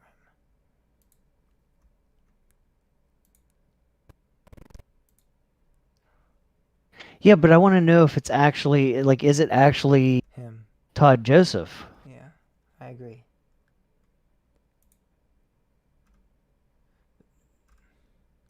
At the very least, the person exists, though. Yeah, yeah. I mean, It's kind of coincidental that there's one in Philadelphia, too.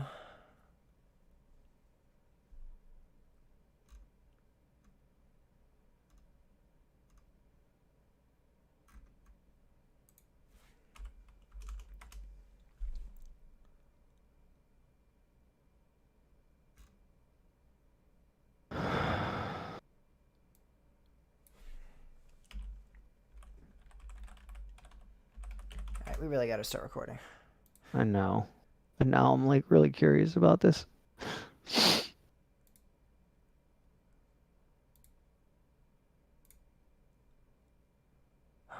Oh my god. What? Look at this and then look at some of the emails listed.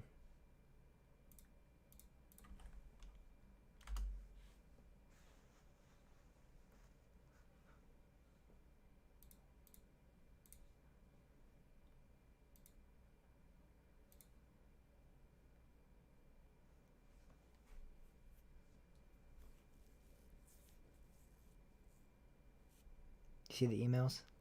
Yep.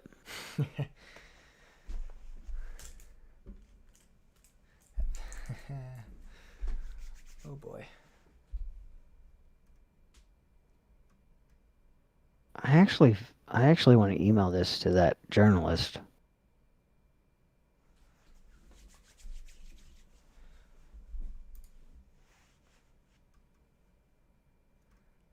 Oh, that's so weird. If you click on it, it says relatives Todd Joseph.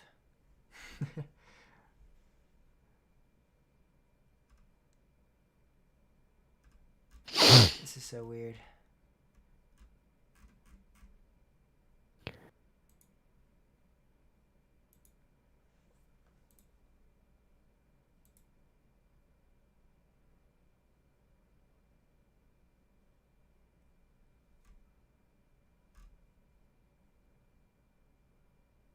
Huh.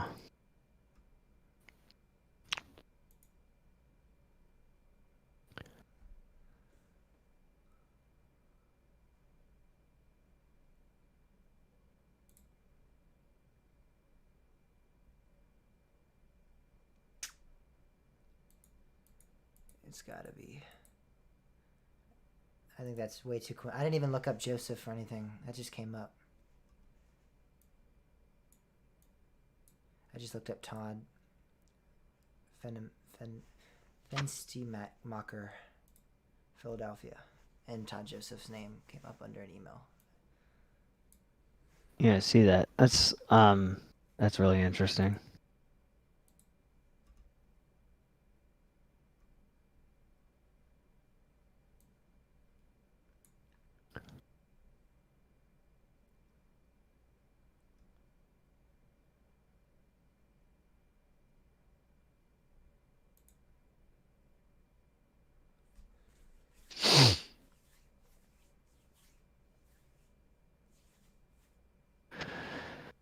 Man. This guy.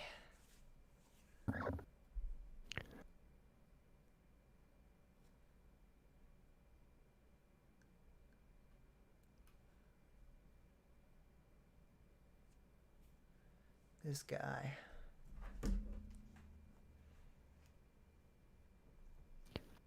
I'm also really curious about this owl spaces thing. The apartments? Yeah.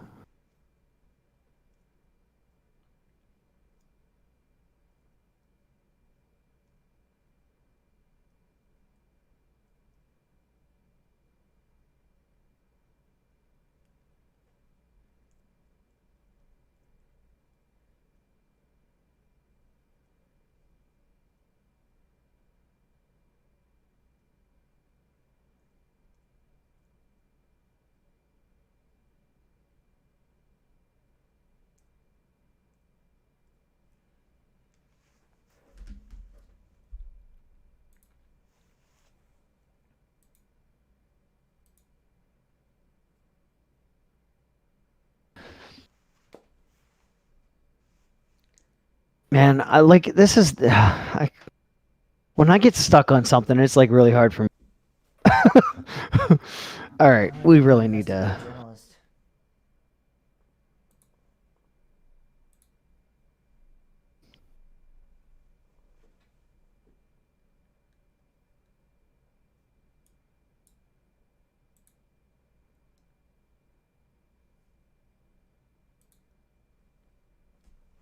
There's one thing I'm running. There's a background thing I'm running. Hopefully it's gonna say you have to pay for it. I know, but I'm gonna see what I can find. I'm gonna find something.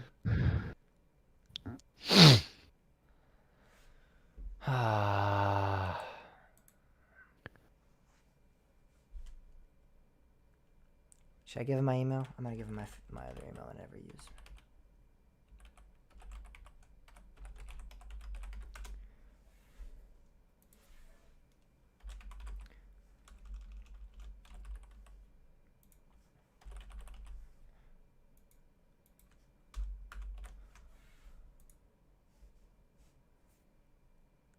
It said it said it found a social media, so I want to see.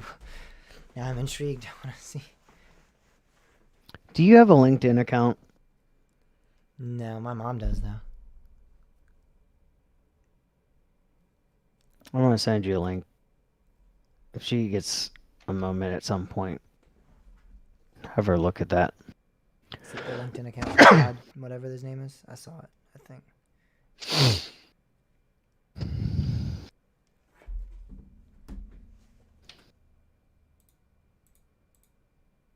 I really want to understand this whole Keldon Holdings thing.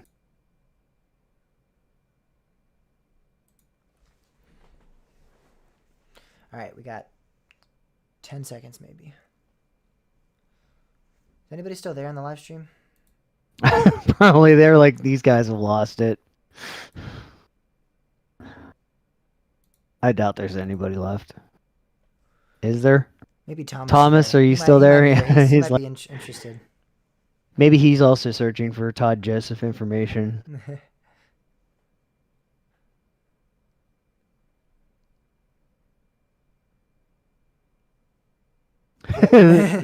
Yeah, he is there.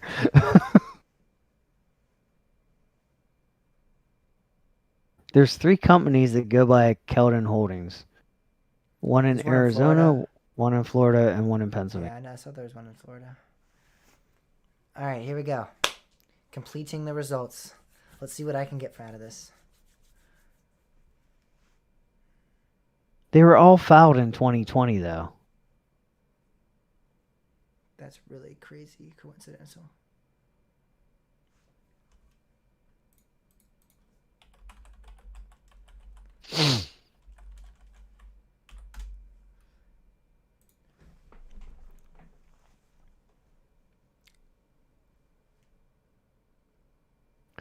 Todd is buying. Oh my God, that would be crazy. I mean, could it get worse? I don't know.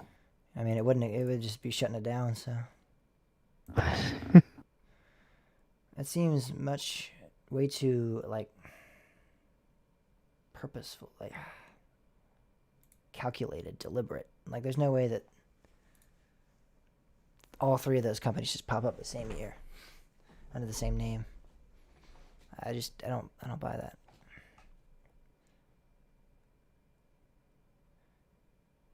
I mean, that's like somebody starting ransom tech. So there is nothing. Yeah. There is not like.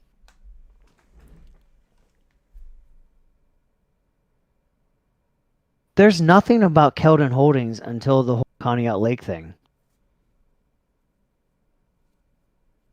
Maybe he founded the company solely for that. Ah, you butt effers. Hey, if you search for Keldon Holdings, $22 a month. No shot. What do you? Come on. It's just. there's nothing. If you search for Keldon Holdings, all you get is results related to Conneaut Lake. If I spend $22 on this, will you give me half? You don't want to spend $22 on that. Finding it has public information, Bob. Public records. I mean, that's the whole thing. You can you can technically find that. It's public information, so you should be able to access it publicly. But not all in one place. So well, I know. It says it has his Twitter. I want to get to his Twitter. Oh. Yeah, but see, that's what scares me. Is that's probably all like, old or private. Well, no, it's probably just like stuff to kind of entice you in, but like there's not really any information like that. Only a few of them have this Twitter, but the one that I have, the one that has Todd Joseph listed as a relative, has his Twitter. That's the thing, is it's probably not really his Twitter. I don't know. I think it might be.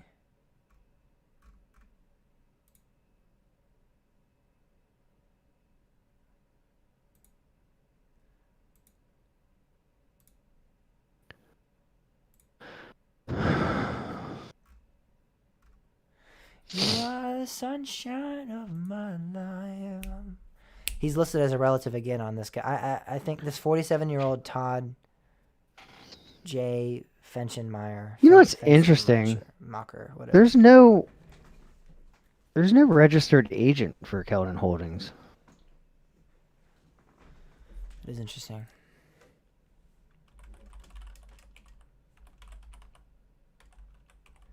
And it was formed August 21st, 2020.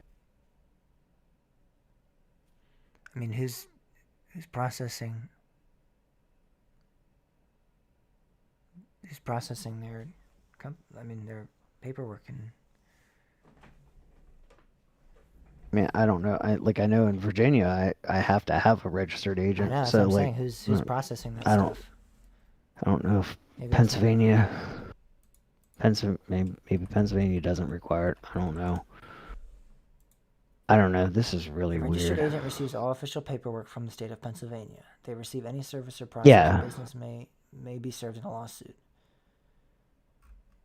Yeah, so I mean, it serves the same purpose, I would imagine. So the thing is that actually let's look at the address.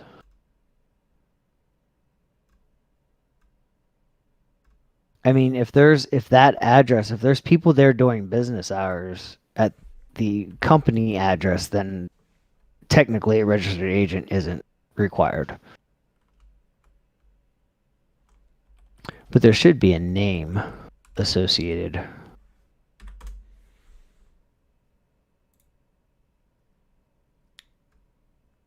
Where are they located? 713 Broad Acres Road, Narberth. In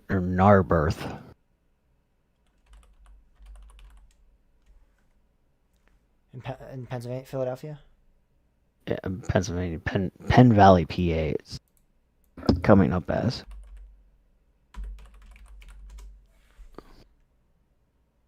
You said it's what's the actual street? Broad Acres. Yeah, it's a Philly.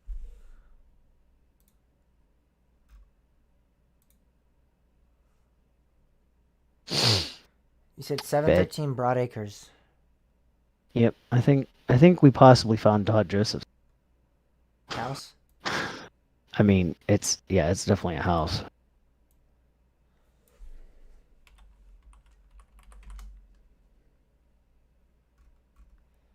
So you think? I don't think he's doing business out of here. Huh? What business? I mean, it's just Keldon Holdings. Yeah. Yeah. So if he's not doing business out of here, wouldn't he need a? He need an RA.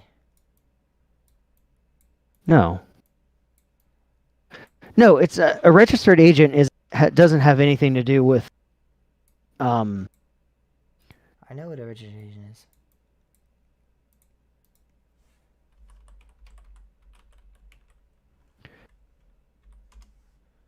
So the thing is in like even in Virginia, if I had a physical that's the thing.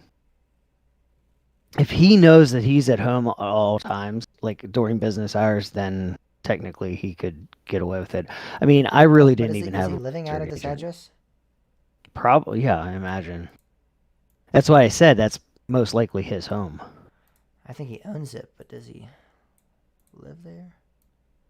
This is kind of a shitty house.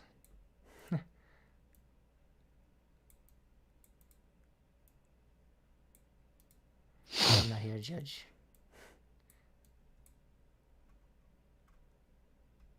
Looks like he drives an Impala. Of course he does. Well, yeah, that satellite was taken. It was taken in October of 2018. Yeah, so.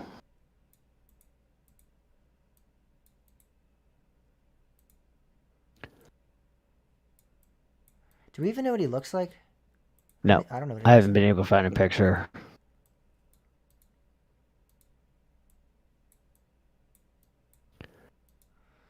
Hey, we're gonna be near here, and this weekend we should go by.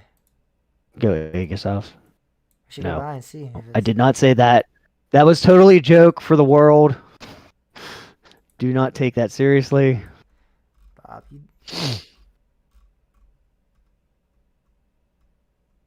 you don't trust people.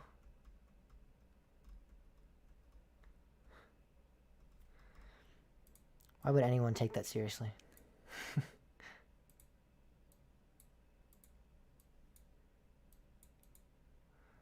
But I'm gonna go there because that's for real. Hyundai.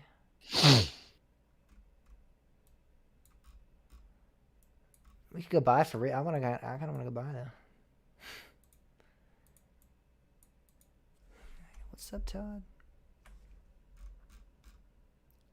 It's on the north side though. We're not going to be going. Oh, maybe on the way home. Maybe I could. I'm not actually going to. Ah, it's not worth it. Let's do the show. We're gonna get sucked down this rabbit hole like crazy.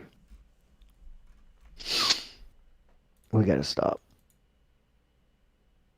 I have a different Closing address. all my tabs. Stop. I'm closing my tabs. Bob, I have a different address.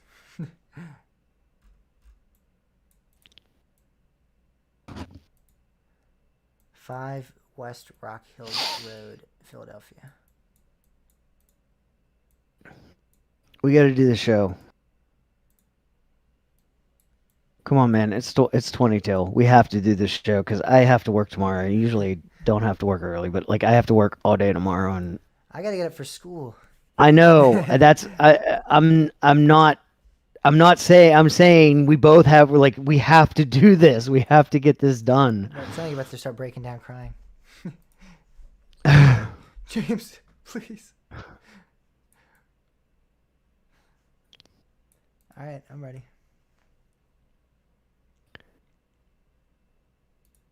All right. 3, 2. Shit, hold up. Damn it. I had this all set up. All right. Now I'm ready. 3, 2. Welcome back, everyone, to another week of Coaster Talk Podcast. This is episode 145 of the show. Hopefully it's November 7th, 2021. I'm thinking I'm just going to stop saying the date, though, because that kind of sets me up for failure right away. We could just say it's around November 7th. Yeah, somewhere between there and a couple days. Give or take a day or two. Yeah, there we go. Welcome back, everyone. We have a lot of news this week, so I think we can just jump right on into that. I don't think we need to spark off with any type of small talk. I think we're good to just jump right in, right? Dive on in. I mean, I went to Kennywood. Does that count? Next, all right. Okay, what happened to Kennywood? Not much, right? A couple people scared me. Okay. You got to ride with the new color scheme. Yes, and it's definitely a better night ride. Oh man, just don't believe it. All right. You don't have to believe it. Mm-hmm. It's a fact, whether you believe I'm it a or not. non-believer. I actually went twice. I went to Kennywood twice last week.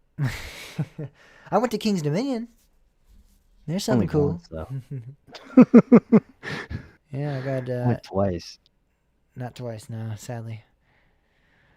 I got on Sky Coaster again, which I hadn't done since we did it. And I got on Skyrocket. 20 no. I think I prefer my Sky Coaster to that. It's interesting. Sky Coaster at Kennywood hasn't.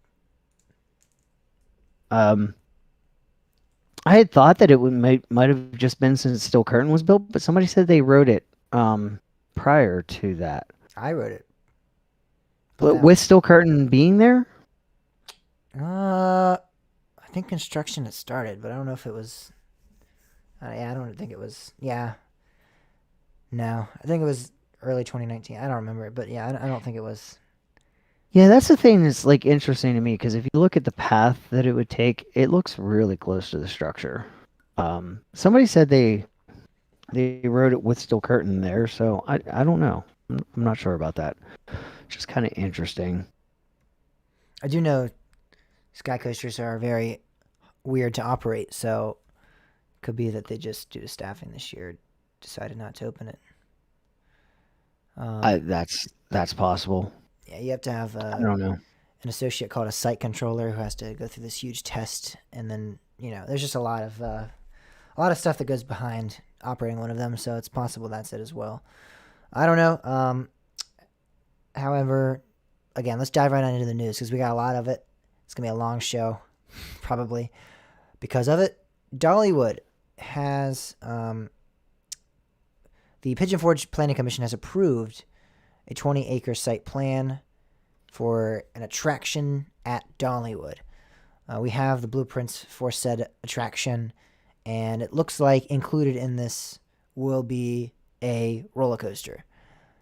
And again, it's specifically stated as a family attraction, although we know that sometimes parks mislabel and kind of use that very lightly as a term, like it's a family coaster, quote unquote. Well, I don't know. A lot of people are thinking this might be an Intamin Blitz, some sort of Intamin coaster, or like a Gerstlauer, or a Mach. I've heard Mach. Well, people, the Intamin, people are thinking it's an Intamin multi-launch, similar to like, what is it, Wave Runner? Wave Breaker. Wavebreaker, that's it. Mm-hmm. Something like that, or like a moto coaster. I've heard Blitz type of thing thrown around in there as well, but again, this is purely speculative. All we have are these blueprints, and all you can see are the meanderings of the ride as it goes out and back. Yeah, I don't know. The Blitz term is kind of, I don't know. I don't know that there's like, I don't know what is a Blitz coaster. I mean, Maverick, but Storm Runner, kind of Blitz. Storm Runner's not a Blitz; it's an accelerator. I mean, it's an accelerator, but I think at the same time, it's. But see, there's the problem. So now you're encompassing so many different one, things. Cheetah Hunt. It's just a LSM launch coaster, really, from them. But I mean, Velocicoaster is considered a Blitz Storm coaster. Runner is not an LSM, so Pantheon's considered an LSM. Yeah, I guess I would define it as an LSM then. But see, I would just say it's those that have superseded the hydraulic launches. Like that's just kind of what a Blitz coaster is for Intamin, at least.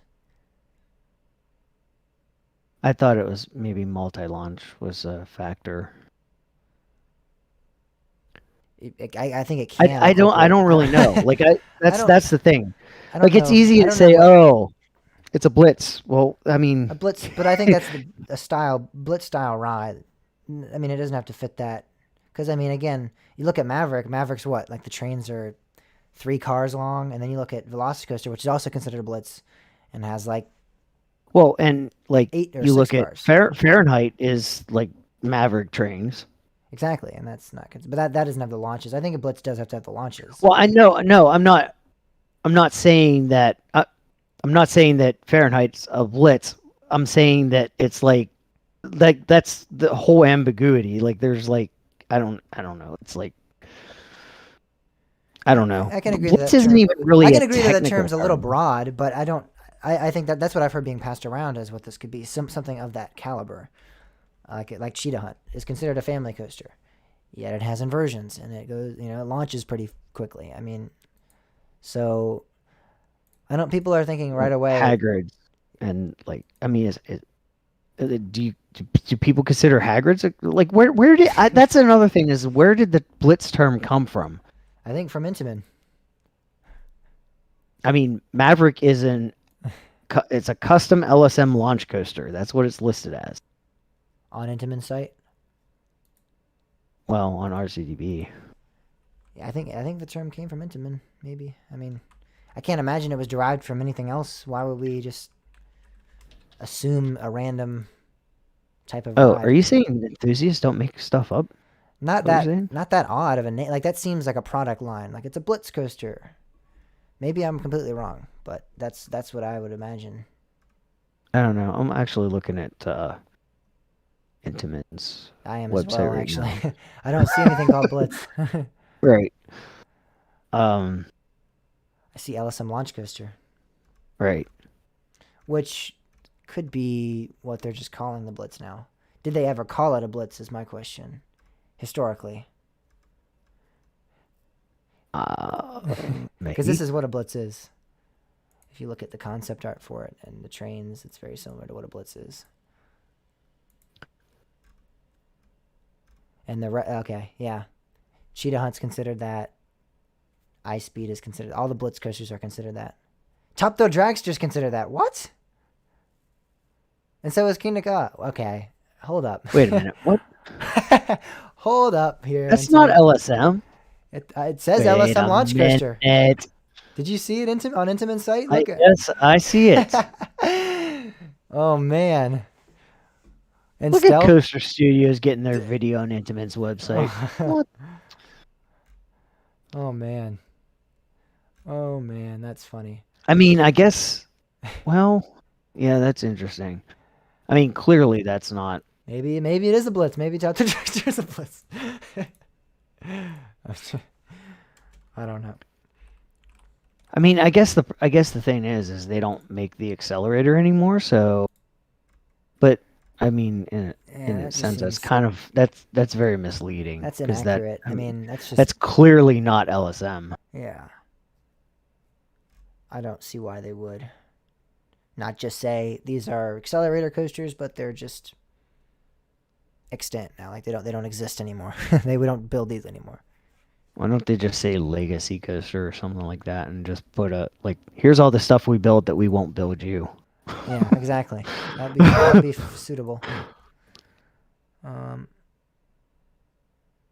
I don't know where the Blitz name came from, but that's what I've heard passed around as possibly this attraction we're seeing at Dollywood. Something of that nature, something of the nature of Cheetah Hunt, or What if it's a mock spinner? I have heard that. I mean, that's kind of. I mean, Silver Dollar City has one, and it was a big hit. So, do we consider Time Traveler to be a family ride? Really? Would they tone it down somewhat? Would you imagine? I don't know. Do they consider? I can't imagine Time Traveler is considered a family coaster. I mean, yes, you could say, oh, Cheetah Hunt, that does similar things to Time Traveler. It launches you. It has inversions, but this is 3 inversions. It goes a lot quicker than Cheetah Hunt even. I can't imagine that's classified that way by the park. Minimum height's 51 inches. So yeah. I don't know that also is a whole thing. I seriously, I personally don't think that you can call it a family attraction unless it's like 42 inch, maybe 46 inch. That's why I don't I don't think of, I don't care what people tell me, what the industry says. I think it's just complete crap to call, like Verbolten calling for Bolton a family coaster. I understand like the intensity of it maybe, but the fact that it has a 48-inch height requirement, that prevents it from being a family coaster. Mm-hmm.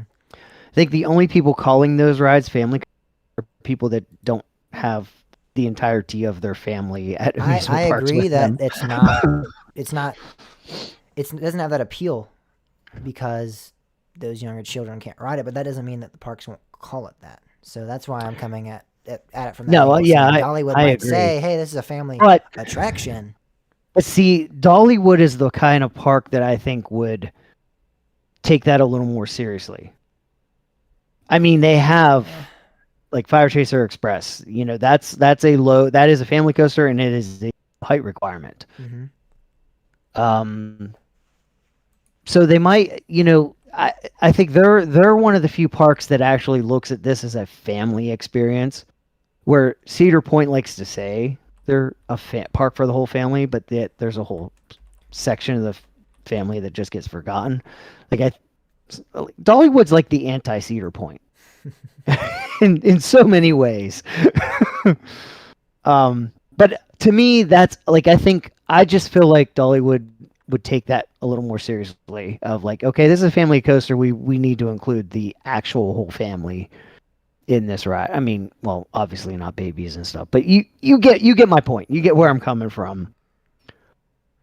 All I know is that on paper, this is a large ride, and that doesn't disqualify it from being a family coaster. I think it's likely that this could be something more in the nature of something like Cheetah Hunt, or like we even said the Max Spinning Coaster. Maybe they tone down what we see with Time Traveler a bit. It just seems like a large investment to just do something along the lines of what we already have with Fire Chaser Express, and not to turn it up a little bit. So now I'm actually, oh yeah, Wavebreaker is a 48-inch. I was just kind of wondering if there's. I really hope they don't go with it. Wavebreaker, or anything of the nature of, because Wavebreaker kind of sucked. I was not a fan of Wavebreaker. It was pretty boring. It just kind of meandered around. I would prefer. I mean, Fire Chaser Express, that kicks butt. That's a really fun family ride. I didn't find Wavebreaker to be at all the same. In that sense. So hopefully, if they were to do something in that nature, they'd go with Gerstlauer again and do something cool like that. And what is the height requirement for Hagrid's? Do you happen to know? I think it's 46 or something like that, because it's in the 40s, I believe. But I hate. Like 48. I hate searching for this. Is it 48? Yeah. It's because Does Intamin make anything less than a 48-inch? I don't know. It might be an Intamin requirement, and like an Intamin. I mean, I guess we don't actually even know that it is Intamin, but now I'm actually really curious. Sure, yeah. I mean, I'm just going off if we go off the basis of it being an Intamin. I mean, what is their family spinning coaster height requirement? I mean, they have one of those. That has to be that's one of their products. So, I would imagine their family coaster would have to have a somewhat smaller height requirement, somewhat less height requirement than. Let's see. Oh, there. It doesn't provide. It doesn't say. Yeah. No, it does not. Why? Why? Why, Intamin? Just why? Why Intamin? We require this knowledge. You must provide it. Well, what do we? Wait, there's some that are built. What are they? Do we know? We got Tornado. Yeah, Objective Mars. We could look that up.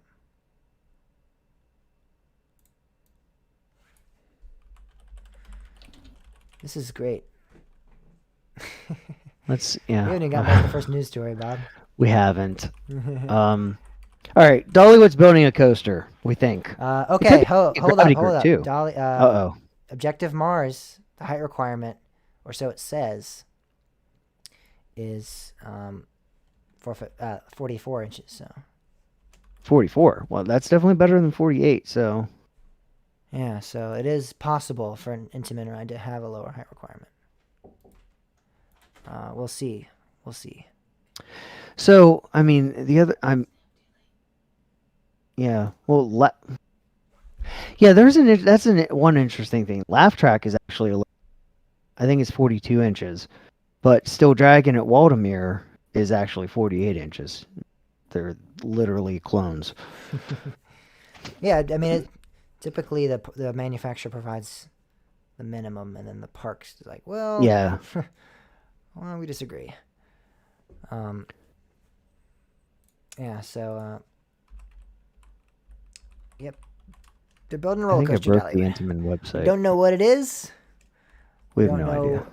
where. I mean, we know where it's going, but we don't really know how it'll necessarily fit within their lineup currently. But again, indications and provided information says family. So we're looking for a family coaster most likely, unless again they decide to kind of over or understate what this ride really is. But even better news out of Oklahoma, as Bell's Amusement Park, which operated from 1951, I believe, until 2006 in Tulsa, is actually coming back. They have actually purchased some land, 102 acres worth of land in the surrounding city, not in Tulsa, but very close by in Broken Arrow, the city of Broken Arrow, which is located in Tulsa County. And it's 4 times the land they had previously at their fairground location. So they actually have one roller coaster and one dark haunted house attraction that the owner confirmed will be coming back. The haunted house called Phantasmagoria, and that apparently is a classic from the 70s. I think it's like a Tracy Dark ride. So it's exciting for the community to see that come back. But also their roller coaster of the name Zingo, which is a PTC, which was like the front entranceway. Actual ticket plaza was located right directly underneath the structure of this ride. That's going to come back. And so this is exciting news for the community of Oklahoma. I know a lot of individuals in that community are excited and ready for this to open. They don't really have a projected date of when this will open, but when it does open, it'll be open 10 months out of the year. And then they also stated that there's an indoor facility that will be open year-round, most likely, which will include VR and go-karts inside, electric go-karts inside. So this is exciting. All right. So I'm way, way, way back on the whole Broken Arrow thing. I've actually been searching. Probably very few of our listeners are going to actually get this reference, but I'm actually looking into the Gospel Bill show, which was a kid show when I was a kid. But here's why this is relevant. I'm trying to figure this out. It's Willie George Ministries that actually did this show. It was later called Adventures in Dry Gulch, and they had a spin-off that was actually Dry Gulch USA, which was actually a camp in Broken Arrow, Oklahoma. And like that's why I heard that Broken Arrow when we were talking about this like before we started the show, and now I'm like trying to figure out if this is like the land or something. I have no idea. It'd be kind of funny if this is what they bought. It's probably not, but I just kind of find this funny. That's what you got out of the story. That's what I've been stuck on. I want to find out if this is the land. Anyway, no, I'm really the thing that interested me in this story is the fact that all of these rides apparently they have some of the rides and like I guess they've been sitting in storage or something. Yeah, so it appears it's such an interesting like I don't know. Zingo, their wooden coaster, again, their PTC wooden coaster, apparently was completely deconstructed and kept in storage. There's actually, if you go to RCDB, there's photos of it in 2007 being deconstructed and the pieces of it in the parking lot. So yeah, this is not them rebuilding, reimagining Zingo and building a replica of said ride. This is them actually rebuilding the attraction that existed prior to the closure of the park. So yeah, this is really exciting. They're gonna have a lot to do with this park. They said they're 100 acres, and the previous was about 20. So it's 4 times the amount of land they had, I believe, or it might actually be larger. I think it might be that they might have had less land. I think it's 10 times actually bigger than their original. So it might have been they actually did have less land than that. So they have a lot of expansion that they're planning on proceeding with in the future, and that this is going to be a large scale park. I mean, this is larger than Kennywood, this is going to be a big property. So we could see a very successful and lucrative amusement park here in the next coming decade or so. Yeah, I really want more information on this coaster. Like, did they actually keep all of it? Like, yeah. I mean, they would have had to.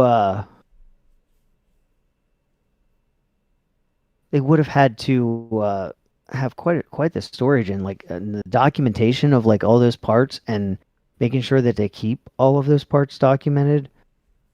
It's really kind of, I don't know, it's kind of curious. It is for sure.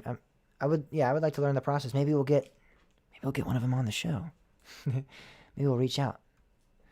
Get Bells on the show. I have to throw one more weird thing about this whole drag arch thing. You're gonna actually appreciate this. So I better. That property was actually for sale, but it was actually bought by another organization and is now the New Life Ranch Frontier Cove.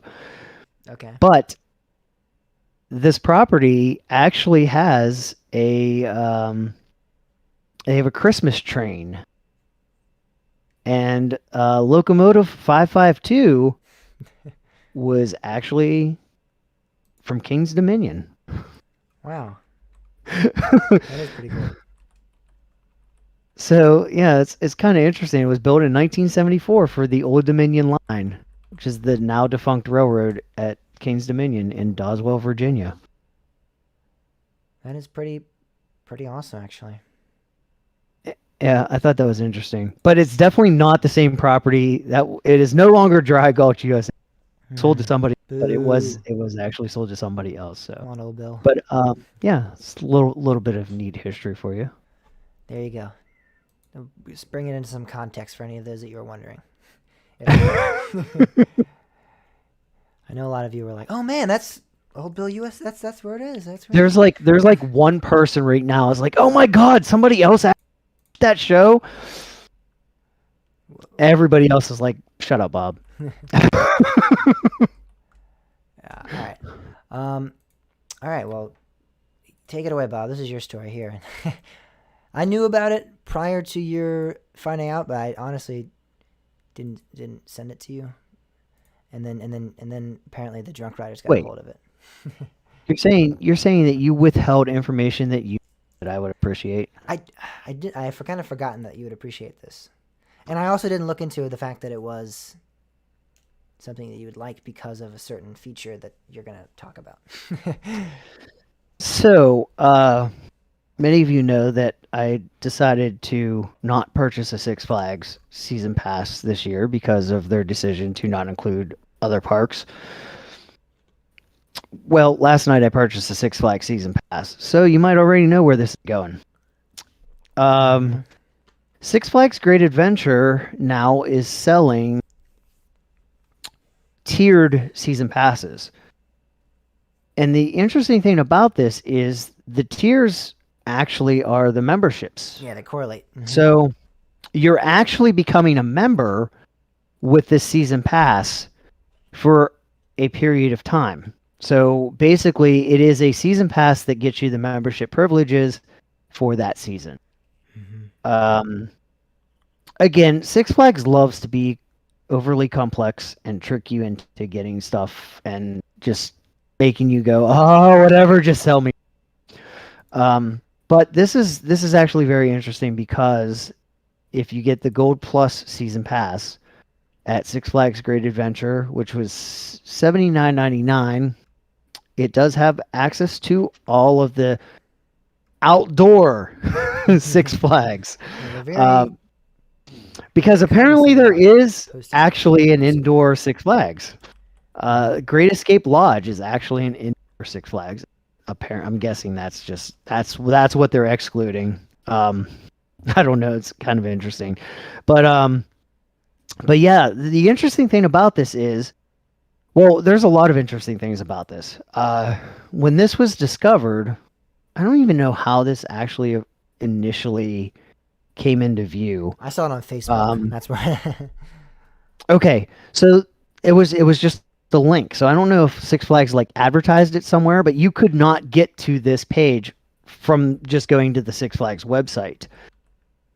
And interestingly, depending on who or where you are, you still can't get to this page without having this specific link. It's really weird. I don't know if it's. I think what happened is the original came out of Fiesta, Texas, I believe. And the Fiesta, Texas site, if you actually go there now, is still that way. You can actually, like, I can go to Fiesta, Texas, just tickets now, and it comes up, like, all the tiered season passes come up. But, like, certain parks, you have to add this dash pick to said URL, and that's the only way for it to come up. Well, when I actually saw the Fiesta Texas link first myself, and I actually started trying all of the different like changing the website. It seems to, so far as I have seen, it's only Fiesta Texas and Great Adventure that actually have these tiered season passes. Yeah. Again, and this wasn't showing up to me. I mean, that's what was happening earlier on. See, that's the thing, is it still, for me, it doesn't, like, if I follow the link from the Fiesta Texas website, I don't get those tiered passes. That is very odd. I actually was get always able to access that. I wasn't able to do it on Great Adventures.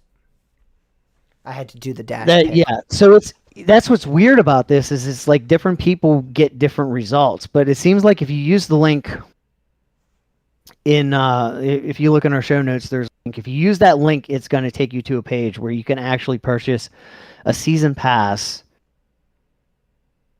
like under the alias of season membership, I guess you call it. I don't know. Well, it doesn't look like you get all the benefits of a member, but you get most of them. You get, like, member exclusive events, discounts, but there are some things like that you, like what don't you get? I don't think you get.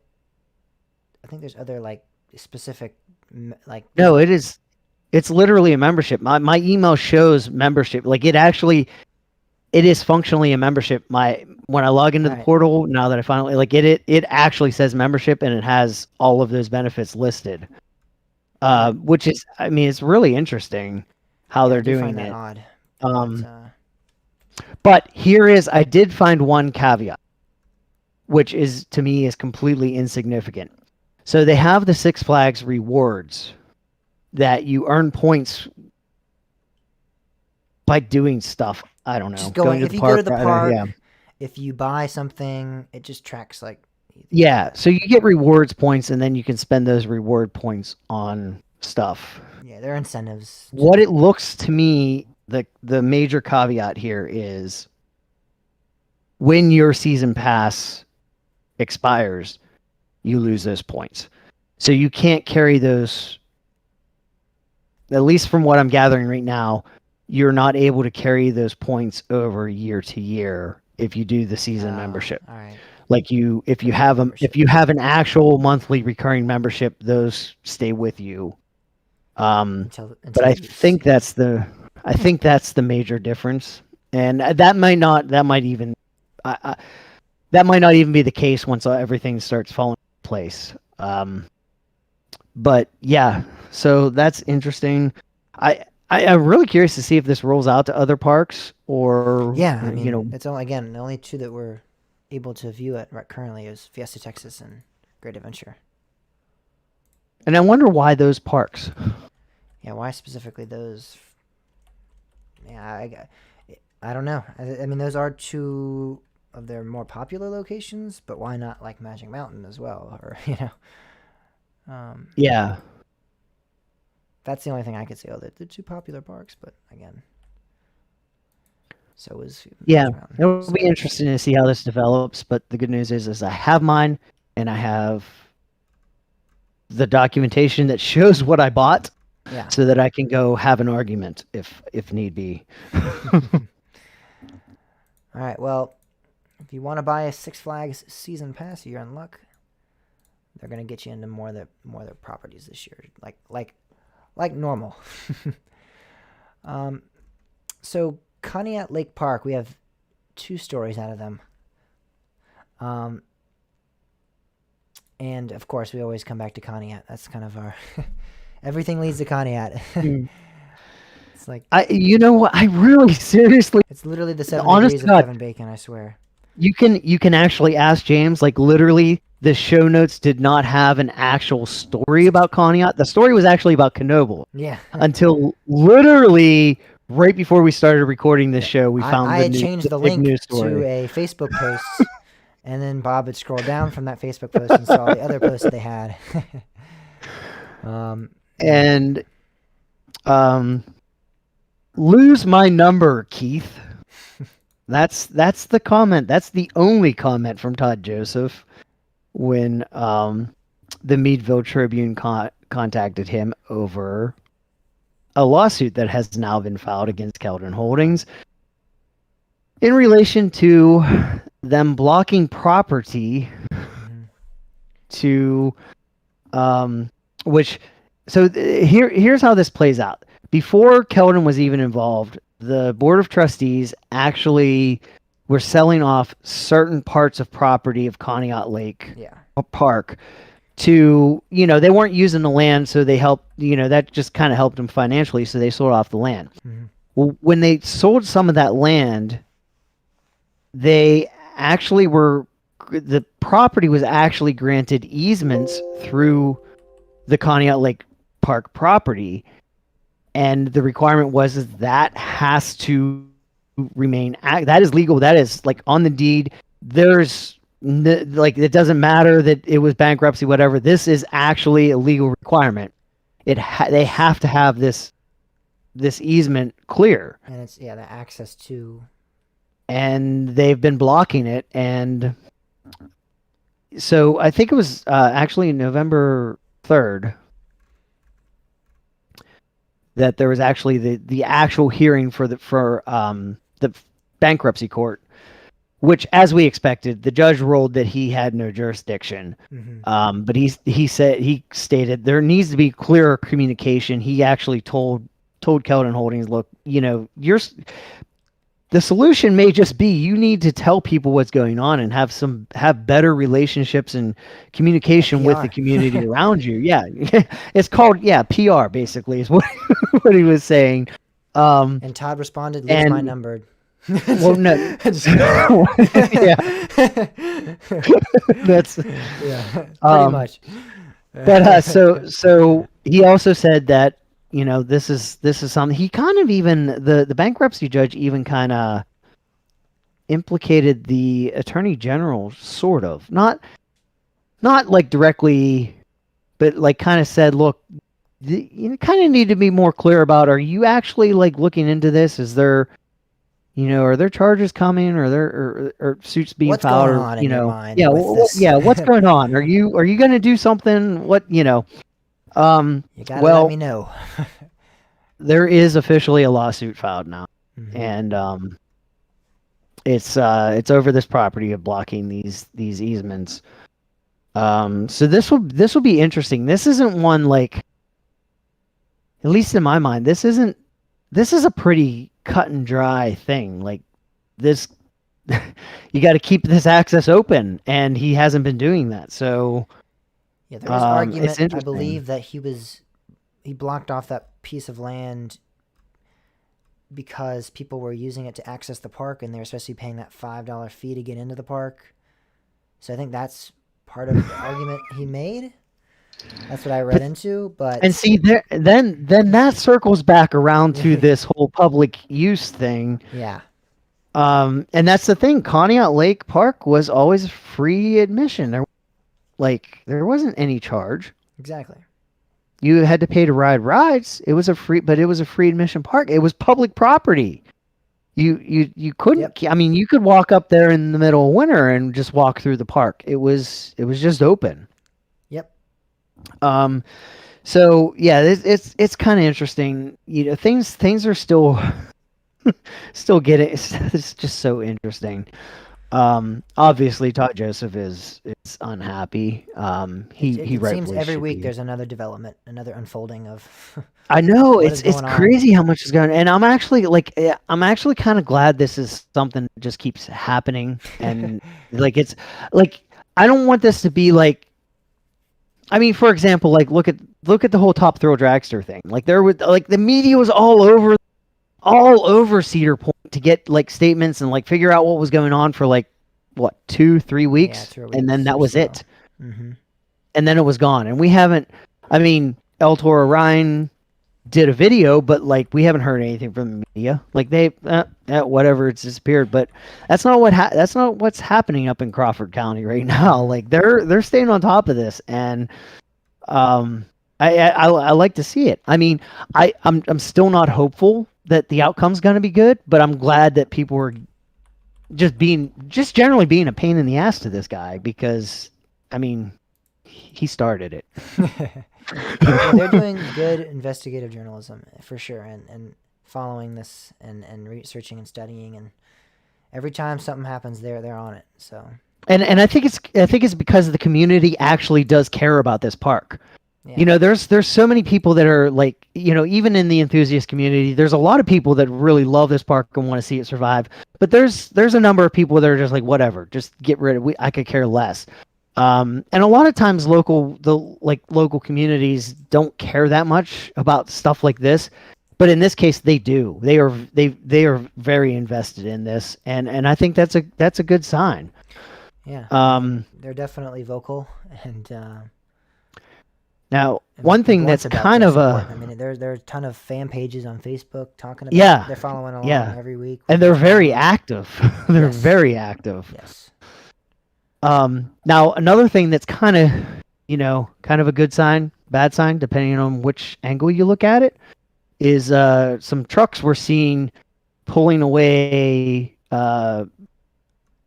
about 40 benches from the Park children's benches, yep. area Mhm. and the children's turtle ride, as well as I think some brake levers and stuff. I'm not completely sure.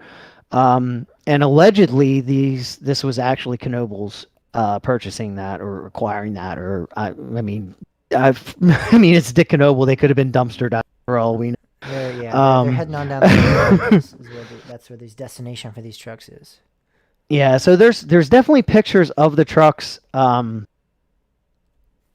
I can't say that there's a 100% confirmation that was actually Knoebels. That seems to be what people are saying, including some people local in the community. So they perhaps know something that we don't. But I don't think that was Knoebels. The images were not at Knoebels. The images were at Conneaut Lake. Yeah, they were at Conneaut Lake. And that's what I'm saying. Okay. If we saw those pulling into Knoebels, I think we could say, yeah, it's definitely Knoebels that bought them. Take a trip to Knoebels real quick and see what's out next to the Bonnier Curve. Exactly. But yeah, I think that's the thing is I don't want to sit here and say 100% we know without a doubt that it was Knoebels that bought this. All we know is they were leaving Conneaut in trucks, and the associated Dick was driving one of them. story. Yeah, now if we could see that might be a sign too. But yeah, somebody else was stated on the Reddit thread about being surprised that Knoebels didn't actually get the full-size turtle, or tumblebug as it's called there. But it's kind of it's one of those things that first of all maybe he did and we don't know about it. But I think the more likely the issue is just that Todd didn't give anybody a chance. He just dismantled it and scrapped it. Like I don't know that anybody actually had a chance to acquire it. Who knows? It's just getting interesting up there. That's the only thing that's for certain right now. It is. And a little south of Conneaut Lake, Santa has provided us a gift this year, Bob.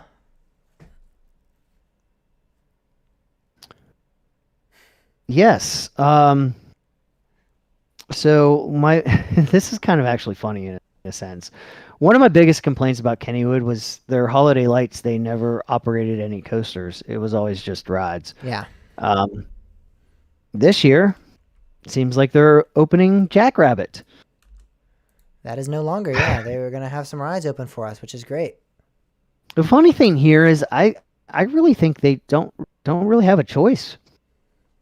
I mean, I'm not kidding about this. I'm not just saying this. The star attractions during holiday lights was Paratrooper and Kangaroo. That is what people just went to. That was all that was open. I mean, that was the few rides that were open. Oh no, yeah, Cosmic Chaos was open. There were a few other rides, but that was but those were the major. But attractions, those were the major attractions. Sure. Yeah. And they're gone. Cosmic Chaos, something's wrong there. What in God's name does Kennywood can't seem to keep Zamperlas running apparently. Like I guess they just like Zamperla is just like Kennywood's kryptonite. I don't know. I'm not a big fan of Cosmic Chaos either way. I vomited on that ride once. So. I enjoy it. I actually like it quite a bit. But yeah, it has not been running, and somebody had mentioned on Reddit. I can't confirm the source. I don't know for sure, but they said that there's actually something wrong with the drivetrain because they tried to run it in the rain and it didn't go well. I don't know. I also heard that they didn't acquire the licenses for movies, and so the 4D theater's not going to be opening. So yeah, they kind of have to open a coaster. Something's got to be open. They got to do something. So. But yeah, that's good news. At least we'll be able to ride a coaster at Kennywood this winter. Mm-hmm. And Kennywood's got to open up a coaster. Indiana Beach has got to build one. Or tear it down, or tear it down, or do something. Depending on who you ask. Send it back to Mexico. I don't know what they're doing, but Indiana Beach. Man, I've never seen a more polarizing situation. Like this issue is just so polarizing in the community, and it's ridiculous how vehement people are getting about it too. Mm-hmm. So go ahead. I'll let you tell the story. So, as a lot of you know, La Fera Chapula, whatever that, I can't even. I'm not even. It was at Chimera. It was at Chimera at that park in Mexico. Got purchased by Indiana Beach, sent up, and it's going to operate most likely under the name of America Dry Air Looping. And that was the plan. That looked great. You know, we were expecting it to open this coming. Actually, I thought it was just. I think it's just called Triple Loop, is what. I'm pretty sure. I think that's what they were calling it. No, I think everybody in the community was calling it American Dry. That's what they wanted it to be called. Okay, it's on RCDB as America Dry Air Looping. I don't know. Oh, really? Dwayne Well, might have maybe gotten they it know wrong for once. But I have heard triple loop's what people are calling it as well. I don't know if it's like that's kind of just the code name, like hey, let's just call it that. That's like the project name, Triple Loop, or if it's actually it could be either way. America Dry Looping, Triple Loop, whatever it is.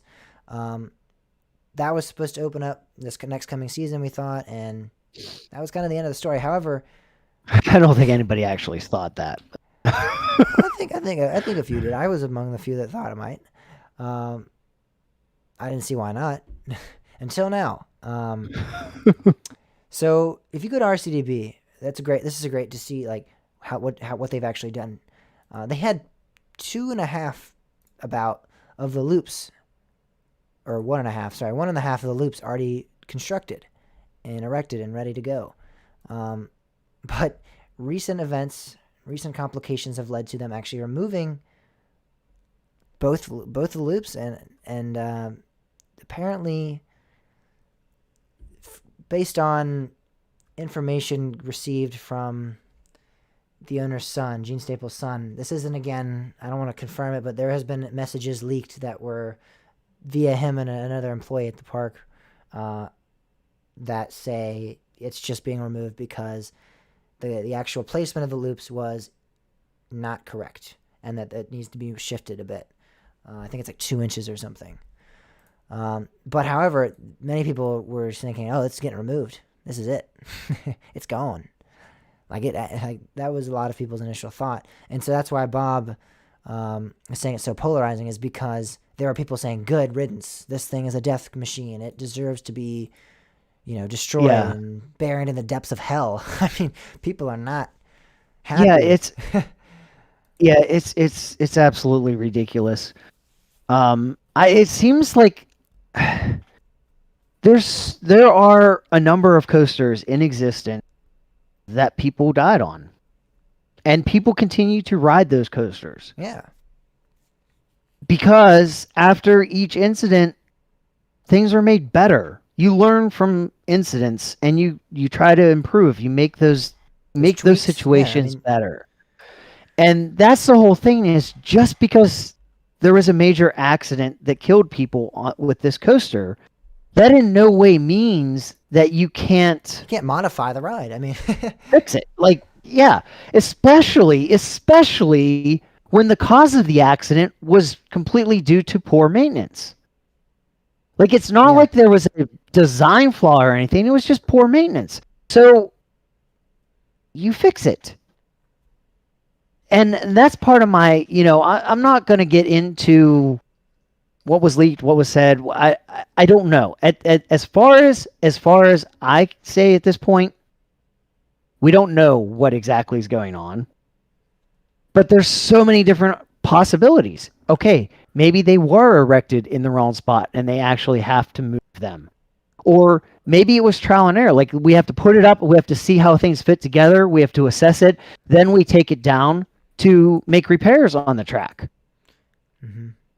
And I think maybe they need to refabricate a piece of track. There's no reason why they can't do that. And sure, maybe they have given up. I don't think they have. And if they have given up, I don't think it's because, oh shoot, this ride's a death trap. Right, exactly. Why didn't we realize that? Wait, look at the history, guys. Look at the incident history. We didn't even see this. We missed this completely. Right, oh my God, you didn't tell us that somebody died on this ride. Oh my God, what? What were we thinking? No, they. And I mean, I really do think that most people realize that Gene was being way too optimistic when he said he was going to open it in 2021.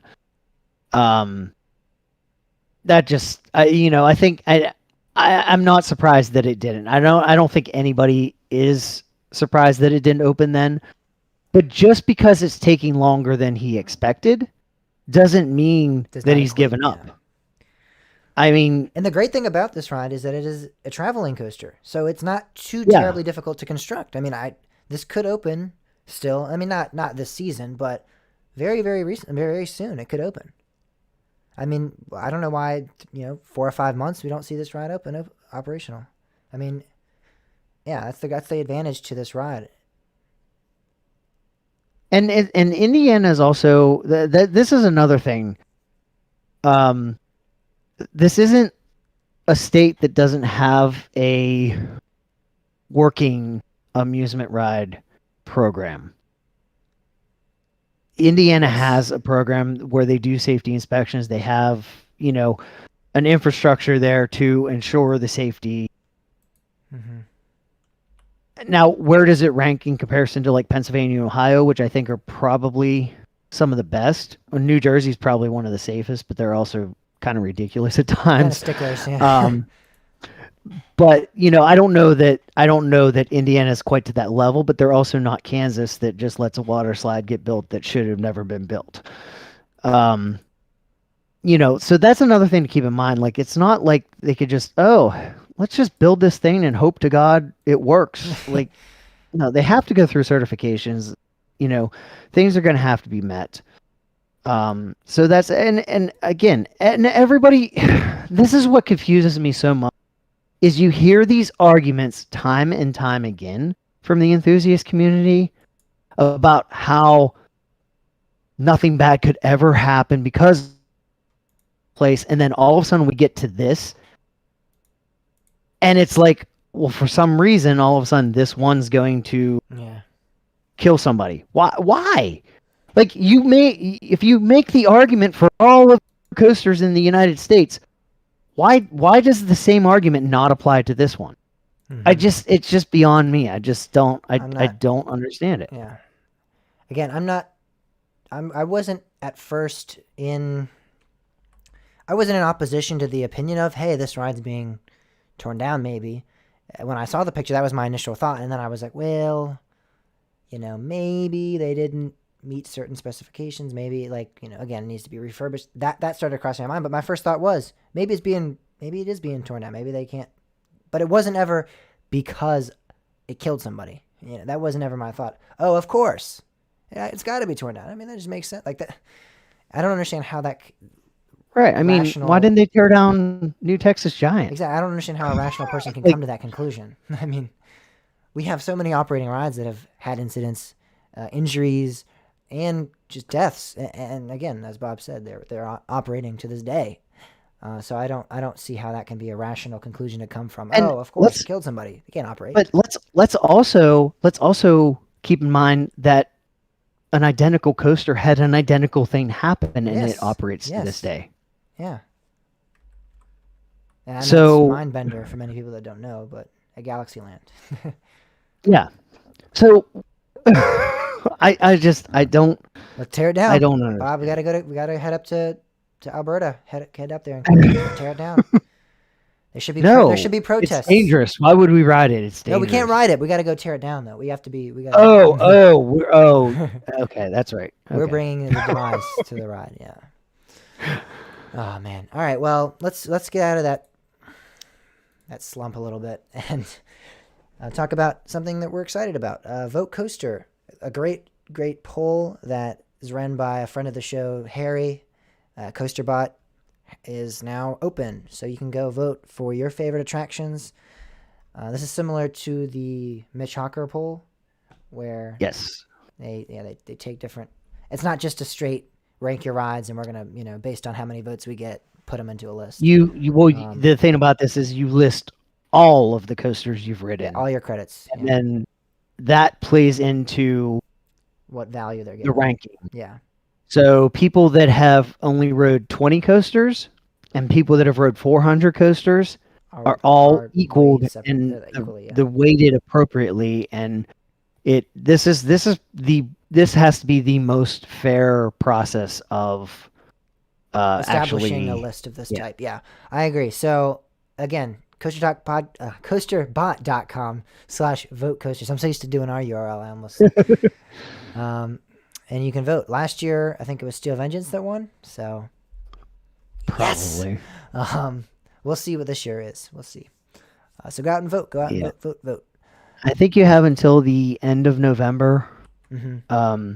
Don't wait till the last minute because it will take a little bit of time to, especially if you didn't do this last year. But it's also a handy tool where if you've never actually sat down and thought about how you'd rank every coaster you've ridden, the user interface on this website is easy to use and it makes it a lot easier to do that. So this is also a good opportunity that if you ever thought, hey, you know what, it'd be nice if I could just rank 200 coasters, my top 200. This will help you get there. Yeah. And if you don't feel like ranking them all, you don't have to. It's just, the more... That's an option, yeah. The more you provide, the more accurate the list may be. And the higher weight that, if you list 10 coasters, your number one has a much lower weight than if you list 200 coasters or 300 coasters. Yeah, so again, that's coasterbot.com. Vote coasters. Go do it. Last year, I think it was in the thousands, like the 1,000s of people that have voted. Let's see if we can get that up and up and up and up every year and get a more accurate gathering of coasters every year. Yeah. All right. So that's going to do it for this half of the show. That's our news for this week. When we come back, we're talking about something that could extend the show hours or 30 minutes. We'll see. We'll see what happens. We're talking about safety and air gates. We also have a weekly poll pertaining to the season passes. That's all coming up right after this break.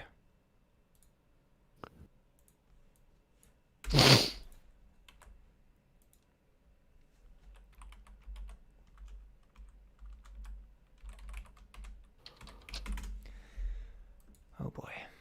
We should be done by now. Oh, no. Luckily, I just realized tomorrow I actually have my evening schedule. Like each day we alternate, and luckily tomorrow I have my study halls, so I should be able to sleep in those. If I need to get some sleep. Where'd you get this colorized image from? It's on Reddit. I was gonna do that. I'm not gonna lie, but now it's on Reddit, so I'm like.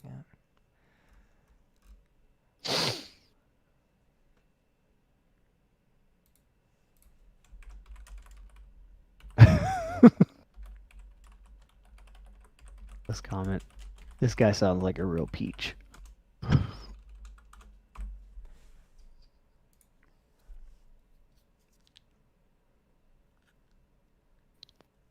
Who sounds like a real peach? Touches. Is that on Facebook? No, on Reddit. Did you post that? Oh, I didn't see you posted that. Oh, it looks like Six Flags Over Texas has the tiered passes. Yeah. I went to Magic Mountain and they don't for sure. The what? I tried Magic Mountain. Oh wait. Oh no, this is Great Adventure. I was like, they screwed me there.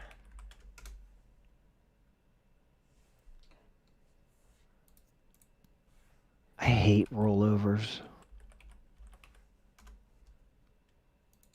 Why? Like you roll over all these and then you accidentally thing goes away. Oh, the menus. Yeah. Pisses me off.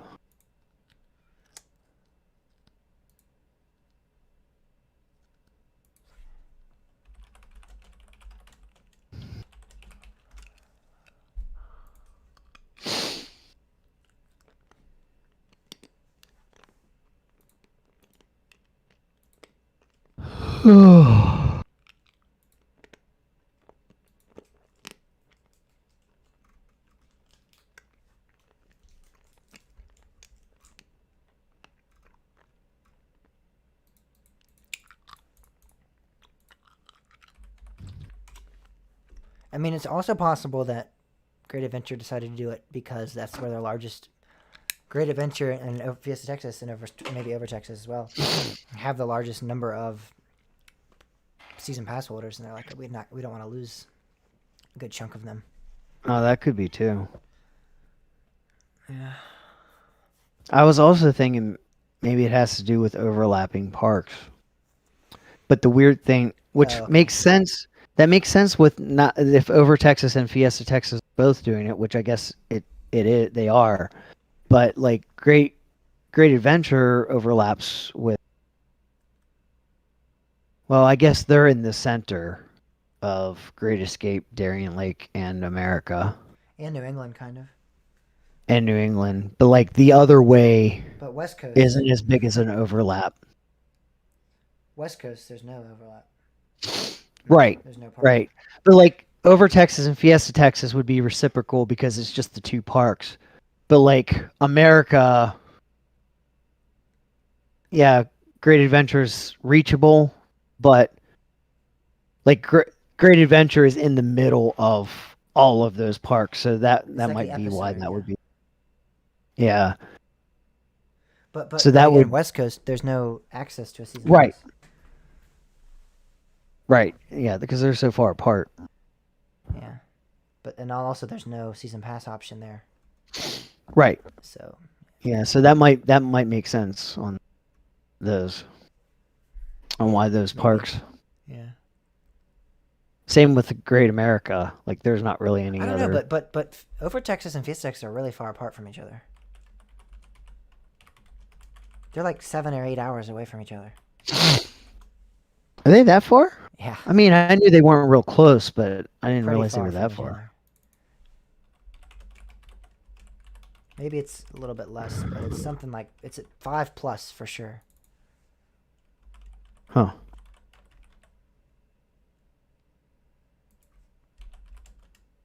I don't know. It's very interesting. Oh my God. It won't let me go to Over Texas. All right. It won't let you go to Over Texas? Yeah.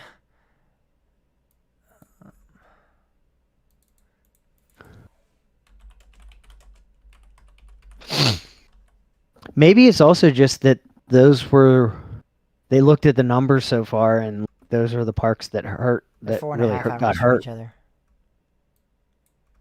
I thought it was I thought it was more than that, but they're 4.5. That's still pretty far. That's still like King's Dominion and Carowinds. Yeah, but that's still close. Like, still closer than other parks. I would say I think Discovery Kingdom and Magic Mountain are about that distance from each other.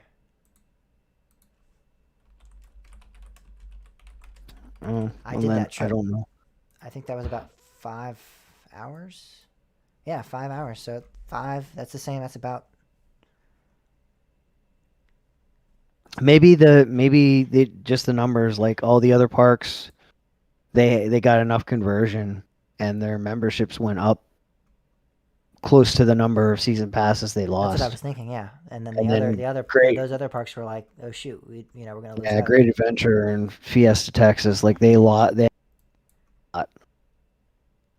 I would imagine it has to do something with that, or they're simply like roll them out to some of our larger names and let's see how this goes. Yeah. And then we'll start going to other, our West Coast, our America, our Washington D.C. location, whatever. It could have just been pick a card, any card, and we're just gonna ship it off there and see what happens. All right. Can we do this really quickly? Can we argue really quickly, Bob? Yeah. Let's see what happens.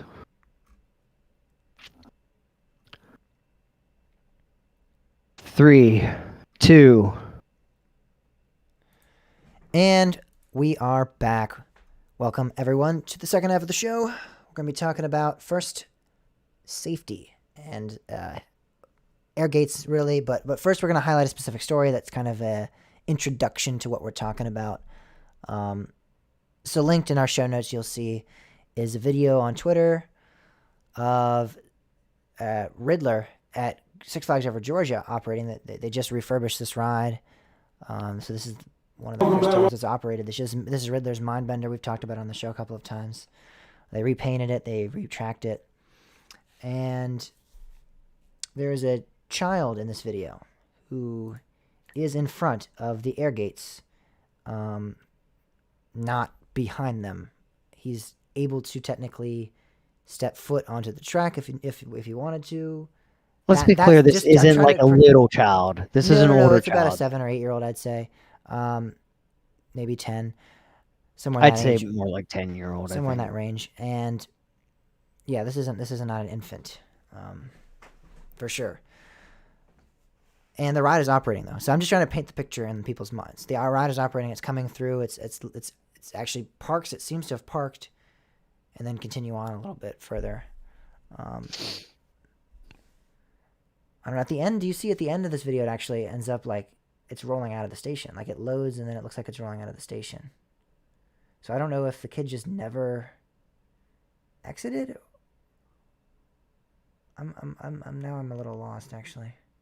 If you look towards the end of the video, from 9 seconds to 10 seconds, there's a buffer, and then the train looks like it's exiting the station. So it's entering the station at first, and then it looks like it's exiting. Do you see where I'm? I know, and I actually what I think is going on is I think that it's 2 clips that were reversed. Maybe. Mm-hmm. I think that the sequence of the 2 clips is actually in the wrong order. Sure, that's possible.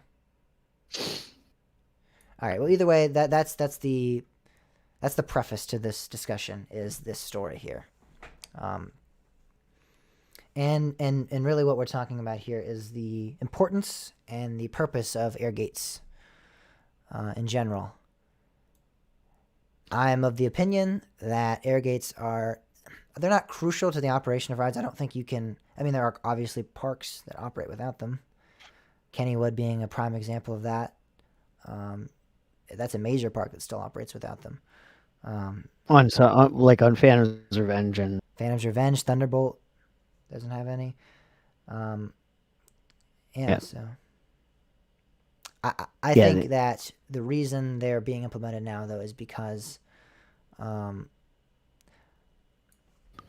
I think they're important. I think people, manufacturers, parks have realized that they're important and that they serve a purpose, and that purpose is safety. And to use words of, I think someone on the live chat earlier mentioned risk mitigation or risk management, if you want to call it that.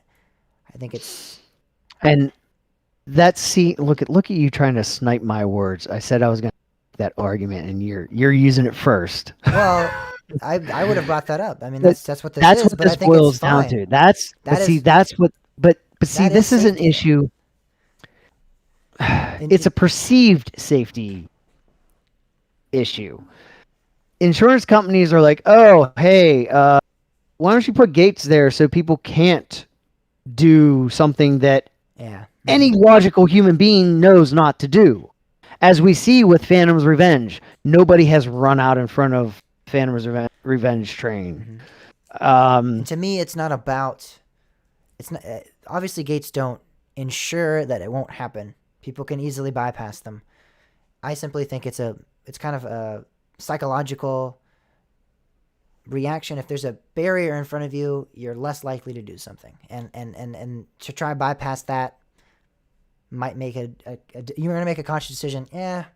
I'm not going to climb over the gate. And if you do climb over the gate also... But who's going to... Why? Okay, so your argument is because the gates are there, people aren't going to run out in front of the train. Like, why would they do that anyway? Run out in front of the train, fall, whatever. I don't think it's necessarily going to always be some crazy kid like, hey, I'm going to run out and try to get hit. No, I think it could be falling, an accident. It doesn't have to be purposeful at all times. But also, not necessarily is that my argument, but my argument is it also allows for the operators to, if something like that does happen, where someone's trying to climb over the gate, or somebody's trying to do something stupid, or somebody falls, if there's a gate there, well, first off, if somebody falls, they're going to fall into the gate. They're not going to fall into the track area. But secondly, if somebody does fall or runs out with gates, it allows the operator to go, hold up, stop the ride real quick. That guy's climbing over the gate. That guy's trying to do something stupid over the gate.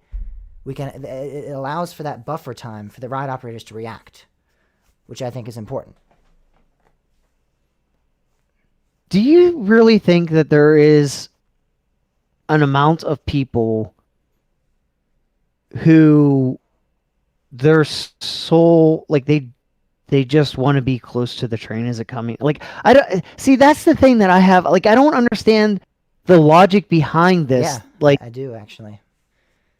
But I think there are, it doesn't have to be a large amount, very minuscule, I've seen it firsthand, people trying to do things of that nature, climb on the track, get down in front of the track, and do things like that. And again, it doesn't happen every day, it doesn't happen every year, it doesn't happen every 10 years, but I've seen it in my experience pretty recently. And I think it's just, it's just absurd. I mean, it does. So this is the thing. The reason why those gates are there is really an insurance thing. It's the same thing of why all Cedar coasters have to have seatbelts. We know a lot of Cedar Fair's rides don't need seatbelts, but they're there anyway. They're pointless. They slow things down. they make the experience worse, but they're there because the insurance company says, hey, you gotta have it. You gotta have them there. It doesn't increase safety at all. I agree. I don't think. So, I think the seatbelts are different, but it's the same if thing. it was one park implementing the gates, that's another story. But this is a constant throughout the amusement industry now. It's not just in corporate parks that have these insurance policies. But to say that it's safe, I mean, first of all, this kid is behind the yellow line. Let's be clear about that too. Yeah, he doesn't. There's a yellow safety line. He is behind the line. I don't see this as a safety issue. That line that he's standing behind, in my experience, is the ride operator, like the line they need to be behind. Typically, there's a line even behind that yellow line that should be behind the gates. That's like, stand behind this yellow line too. So I don't know. Like, he's not technically in the safe zone, so to speak. People losing their minds over this video, that Six Flags doesn't care about safety. Like, this is just, like, it's ridiculous. There is nothing unsafe about this scenario. I don't understand why people are like, oh my God, Six Flags doesn't care about safety. Like, that's complete bullshit. That is absolute bullshit. This is not a safety issue. Now, I don't want to discuss about procedures and policies and stuff like that. Those exist for reasons, and I don't encourage anybody to break those.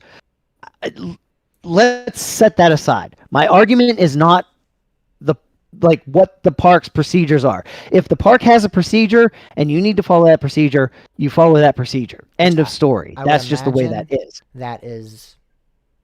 I can't imagine that this is not against any type of procedure. So, but you don't know that for sure. You don't know exactly No, I don't. Well, I mean, I'm not going to argue that, but I'm just saying I can't. Because I can tell you for a fact, there was a period of time where air gates, when a ride was on the fully automatic mode, the gates couldn't be reopened without actually seriously impeding the flow. If this, and I'm not pretending to know for a fact that those types of systems still exist, don't exist. What I don't know. I just know that at a time they did exist. So in this scenario, if this kid, and we see this happen all the time, where somebody passes through the coaster to put their bag in a bin or something, and somebody decides, oh, I'm going to get on the coaster, the seat's empty. And then they have to go backwards. But if the gates had already closed and this kid was, in that scenario, stuck, what do? It's more dangerous to try to get him to crawl over the gate. I agree. What I would imagine should be done is have an operator come and take him into a safer zone than where he's at. And see, I thought that too. But here's the thing. That gate, from what you see in the video, that fence, the gate goes the whole way across that train. So I had a similar situation that happened to me in Valraven, where one operator... It doesn't appear that way. If you actually look at, like, in 2 seconds in, you can actually there's a gate there that the operator's standing behind, which would be a manual gate. That's how those typically work. It's a manual gate that he actually opens up, and he could have came out and grabbed the child real quick and then taken him behind that manual gate. That's not the air gates. That's like actual, like a link, like where it unlinks and links back. Yeah, that's what I would have hoped would happen. I don't necessarily think that this is so... I wasn't like, oh my God. Like, there were some people that were like exasperated, like, holy crap, how can they operate this way? I'm not in that I'm not in that side of the story. So like, I don't take that side. I'm not in that position, but I do think it's, I don't think it's necessarily the safest way to operate. But see, here's another thing you say. You talk about accidentally falling and hitting the gate. There's also something to be said about a false sense of security as well. Now, I know a lot of gates have a really strong resistance. I get that. But there are times where you see people behave in a manner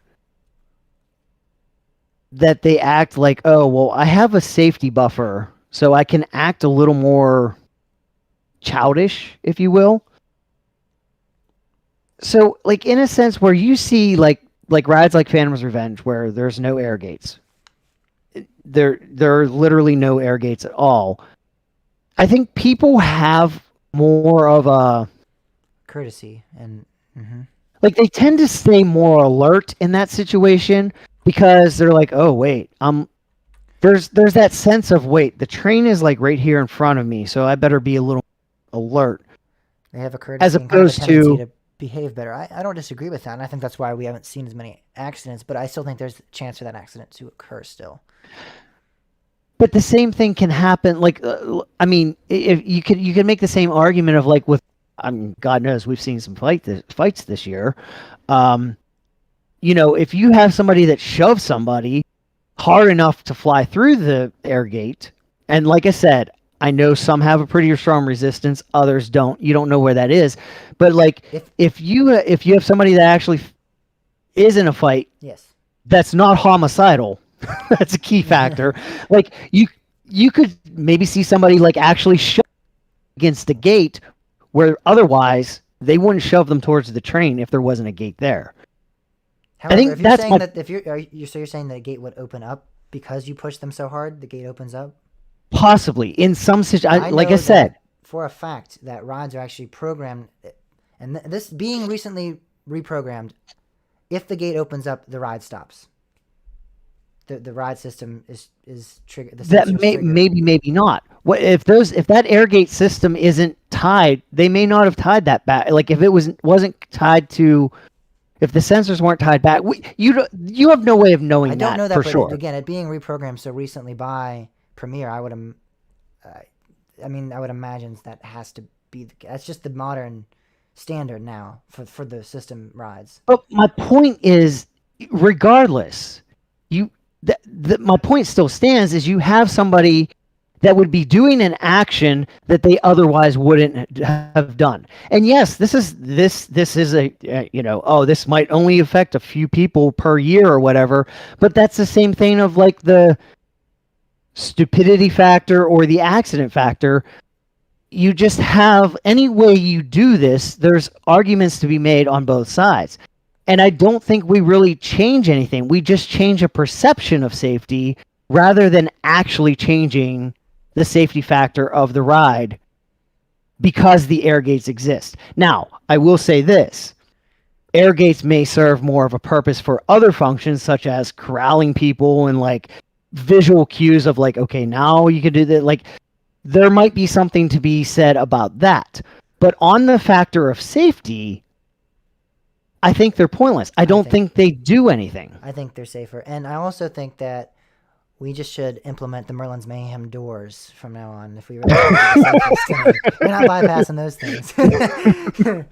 Oh, you can't even see the ride. I mean, you're that is very true. that is very true. Get some solid plywood. Yeah, get some hardwood doors in there.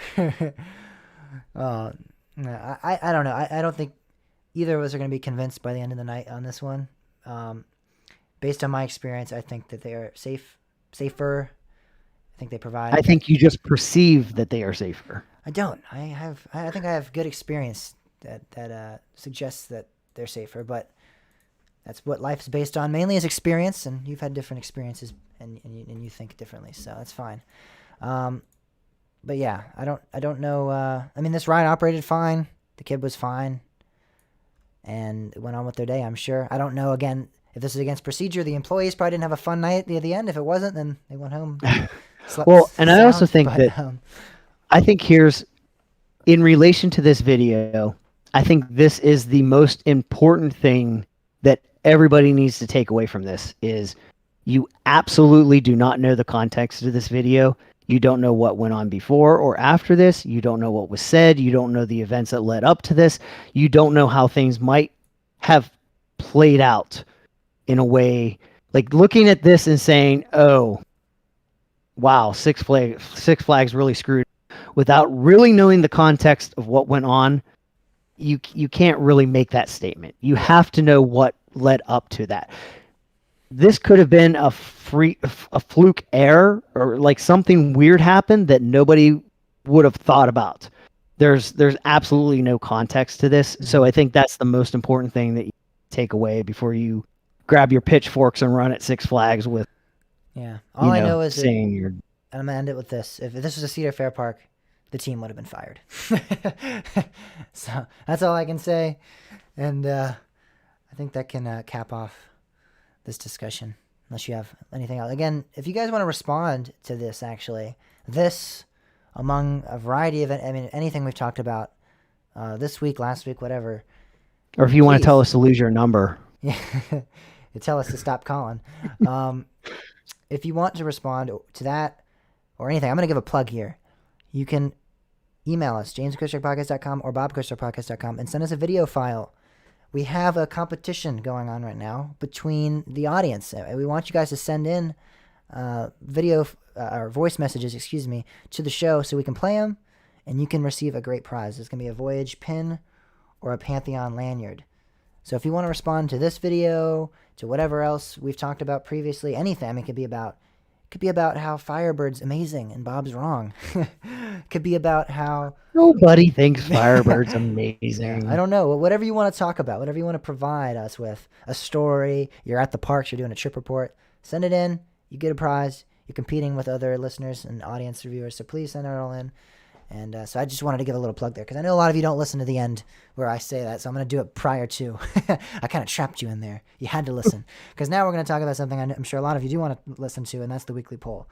And the weekly poll for this week included something we already talked about earlier a couple weeks ago, because me and Bob had brought up what passes we were going to be renewing and which ones we weren't going to be renewing, which ones we weren't going to be renewing on purpose. So which ones we were avoiding purposefully. And we asked you guys that question this week. What season passes do you plan on purchasing? Wait, and which James, chains won't you be? I just figured it out. Six Flags listened to our show last week. They did. They had to have. That's what I said that earlier. I said I think they listened to you. Oh, I thought you were just like talking about Twitter or something, but no, yeah. I think they listened to you. I think they heard your complaints and were like, huh, well, let's implement that at a few of our parks. We'll see what happens. We'll test it out. We'll have a Ground Zero, Great Adventure, and Fiesta Texas. They were testing me. They knew America was my home park. So they're like, let's go just outside. Let's see if we can push him. He's going to have to be really committed if he wants to pass to our parks. All right, so a few of you guys responded. Let's give out some of the responses here. So Derek responded actually on the website, which is great. I'm glad to see him utilizing that tool we have available to you guys, and said he's going to be renewing Cedar Fair, their Platinum Pass. He said, I live in Central Ohio. I will always get it, even if I only use it at CP and Kings Island. Next year, I do plan on visiting Knott's Berry Farm as well, which is awesome. That's a great park. Six Flags, he's renewing their membership. He said, I'm not decided on which level, but I will be visiting the two Texas parks, Darien Lake, Great Escape, Six Flags New England, La Ronde, and Great Adventure. So maybe you look into that pass if you don't want to do a membership. It seems like you're sold on the Diamond membership. Maybe you can get a pass, unless you don't care about that automatic renewing, which is, again, a factor. Some people don't mind that. Season pass, a SeaWorld Platinum Pass, and he specifically said, sorry, Bob. He said, I plan on visiting SeaWorld San Antonio and also maybe San Diego, Tampa Bay, and the Orlando parks. So, interestingly, a real quick one, I was actually going to reply to the email. Still might if I actually remember. Well, this is your reply. But, he'll hear you. He listens. So, first of all, I don't fault you for getting a SeaWorld Platinum Pass. I mean, definitely, especially if I was going to go, if I knew I was going to parks, I definitely would consider that again. Little do you know, when the show ends, Bob's going to be scolding you, Derek. You're going to Texas first. You're going to Texas first, and this is the thing. If I could get to Texas, I would definitely be getting a Platinum Pass because they're so much cheaper there. Mm-hmm. So like that's a point where the price point's lower and actually worth it for me. But at the cost that they are in Virginia and Pennsylvania, it's absurd. It's just absolutely absurd. You said two things. Was that your two things? Or did you forget? No, I said I'm not, like, I don't fault him, first of all, and then second of all, he's going to Texas first. All right. Well, That's there we go. two. That's two. Count That two. is Two. That's two things. Two. Two things. Yeah. All right. Well, let's read off some of our responses from other listeners. Someone said, "I'm hoping to get a Cedar Fair Platinum and Six Flags pass, and maybe a membership for Busch Gardens Williamsburg." So these individuals obviously going to hop on that membership or season pass, Six Flags season pass bandwagon there. Someone said, "I'm getting the C's and the Cedar Fairs pass options just because of the discounts they offer," which is great. Someone said, "I'm avoiding Six Flags." Yep. I know. There's it's funny. There's people that are like, "Oh, I can't believe anybody would do it," but there's a number of us that were like, "No, we're done with Six Flags until they give us a different option," which now they have. Now, it makes me wonder if they'll change their mind now. Yeah, maybe they'll revert you back to a membership, and then you'd be like, "No, please return the money." Gavin Hatfield, he's a friend of the show, actually responded and said, SeaWorld pass.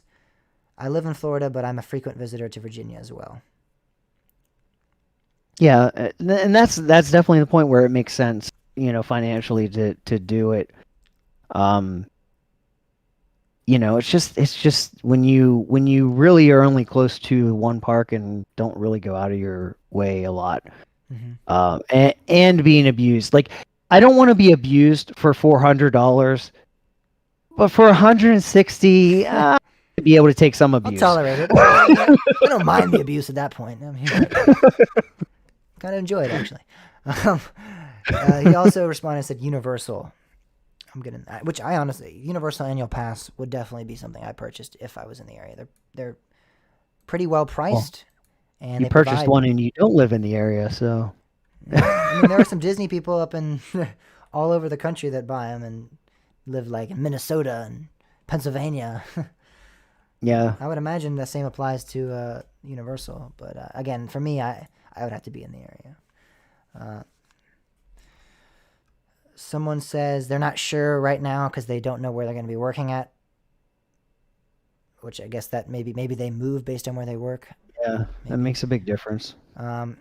Someone said SeaWorld, I'm going to Busch Gardens, and Cedar Fair Platinum Pass because I'm going to King's Dominion. I'm finally going to get my Hershey Park Pass as well. Yay! Hooray! Yay! Joy to Go the world. Hershey! The boys and girls. And someone responded Cedar Fair because I don't have to sign my soul to a membership. There you go. I really seriously, I think the chain that had they found it. Like they know their market and they just do season passes right. I don't think they lose like they don't lose people. Like, people just renew because it's at that right price point. It's worth it, and it's easy, and I mean, it's almost a no-brainer. Yeah, they have a flawless system in place. Yeah, it really is. It's perfect. It's inexpensive, really. It's pretty simple to purchase and to cancel and whatnot. And yeah, and it's pretty straightforward. You get it for the season. Season pass. And I've had it. I think I bought it first in 2014. Maybe 2015, and I've had it ever since. Yeah, and I've never really. Same goes for me, and except for this year. There's only 1 year that I questioned. There's only 1 year that I questioned whether I was going to. I ended up renewing it anyway, and I'm back to it just makes sense. Yeah, Cedar Fair just makes sense. That should be their slogan. Yeah. All right. Well, that does it for this week's weekly poll. Not surprising, a lot of the responses there. I was really surprised I didn't see any Adventureland passes. I know that's a great deal. Mike didn't write in to say he's getting one? I'm shocked. I'm really shocked. I'm disappointed. He let us down. Next week's weekly poll is interesting. We run out of things to talk about sometimes in the second half. And you guys might notice that. Sometimes we might talk about some random kind of unimportant stuff at times. We might have discussion around something that doesn't seem relevant or important, and that's because sometimes there just literally is nothing to talk about. So we have to think out of the box, and sometimes we get a little stray in our ideas, but we try. But we're going to try to implement guests and having guests on the show. We've had guests on the show in previous episodes, but it's very last second. Oh, we're having a guest on. Here we go. We're going to try to do that more routinely, more specific. Hey, we're having this guest on in a couple weeks. Listen out for that show. And so, what guests would you want to see? And this doesn't have to be. They don't have to be staff or engineers necessarily. They could be coaster accounts too. We're looking for anybody that would provide a good topic of discussion, or we could interview them, or whatever it may be. Maybe you want to talk about, hey, this guy would be really great to come on and talk about restraints, or this guy would be great to come on and talk about that, or hey, have a Q&A with this guy. He's a really interesting person, has a great history in the amusement industry. Just let us know, and we'll reach out and we'll talk, and we'll try to get certain people on the show if you guys suggest it and want them on the show. And as entertaining as it might be, it's not going to be Todd Joseph. Yeah, don't. that should just be every response. It's just Todd Joseph. We gotta just. One of you guys have to go out there and find his email address. He doesn't reply to courts, so I don't think he's going to reply. You don't think he's going to come on the Coaster Talk podcast, Bob? You don't think he'd do it? I think as soon as he saw the name, he'd say, "Lose my email, Bob and James." But yeah, so let us know what you guys think, what you guys want to see from us, and we'll try to make it a reality. And that all does it for this week's episode of the show. That didn't make any sense, did it? This week's episode of the show. You can tell it's 1 a.m. and I got to wake up for school at 7, can't you? That does it for this week's episode of the show. When we finish... All right, I'm just done with this. I'm not going to stop. Yeah, I'm just going to cut it and let you finish. I don't know what I'm talking about anymore. That did make sense, didn't it? What did I say? This show's episode of the week? I don't even know what I said. Did you know what I said? But yeah, so let us know what you guys... of this show, I don't know.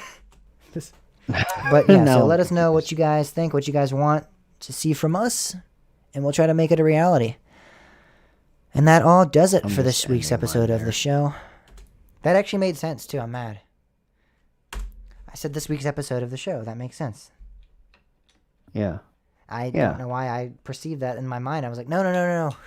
What did you just say? And that about does it for this week's show.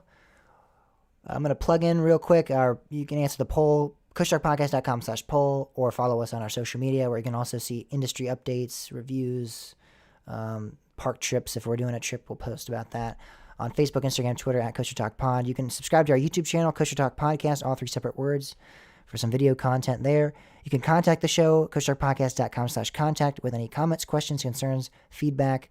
That's all going to go there. Or you can email us, James at coastertalkpodcast.com, Bob at coastertalkpodcast.com, with those said things as well. Or, again, if you have a voice message you want to send us, or an audio file you want to send us, you can do that as well. Drop that there as well.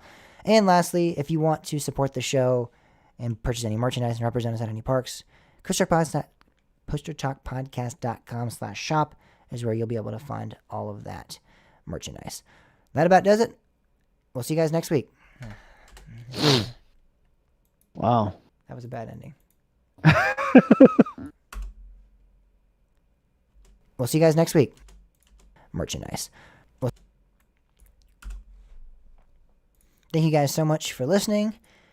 And next week, hopefully, maybe, we'll have a guest. See you guys then. Should we try to get a guest on next week? Nice. Thank you guys. I have my doubts we'll have one for next week. It doesn't have to be somebody cool. It could be Pam. I'm just kidding. I'm just kidding. If she was here, she'd See, that would be more fun if she was still here. That would have been. I was hoping she would be, but I just remembered she's not.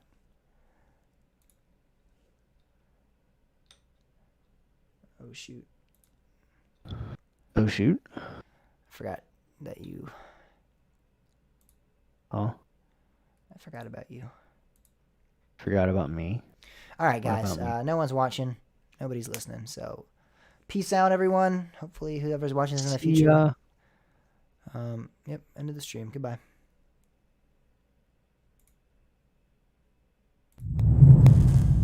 We need to have the AOL guy say that.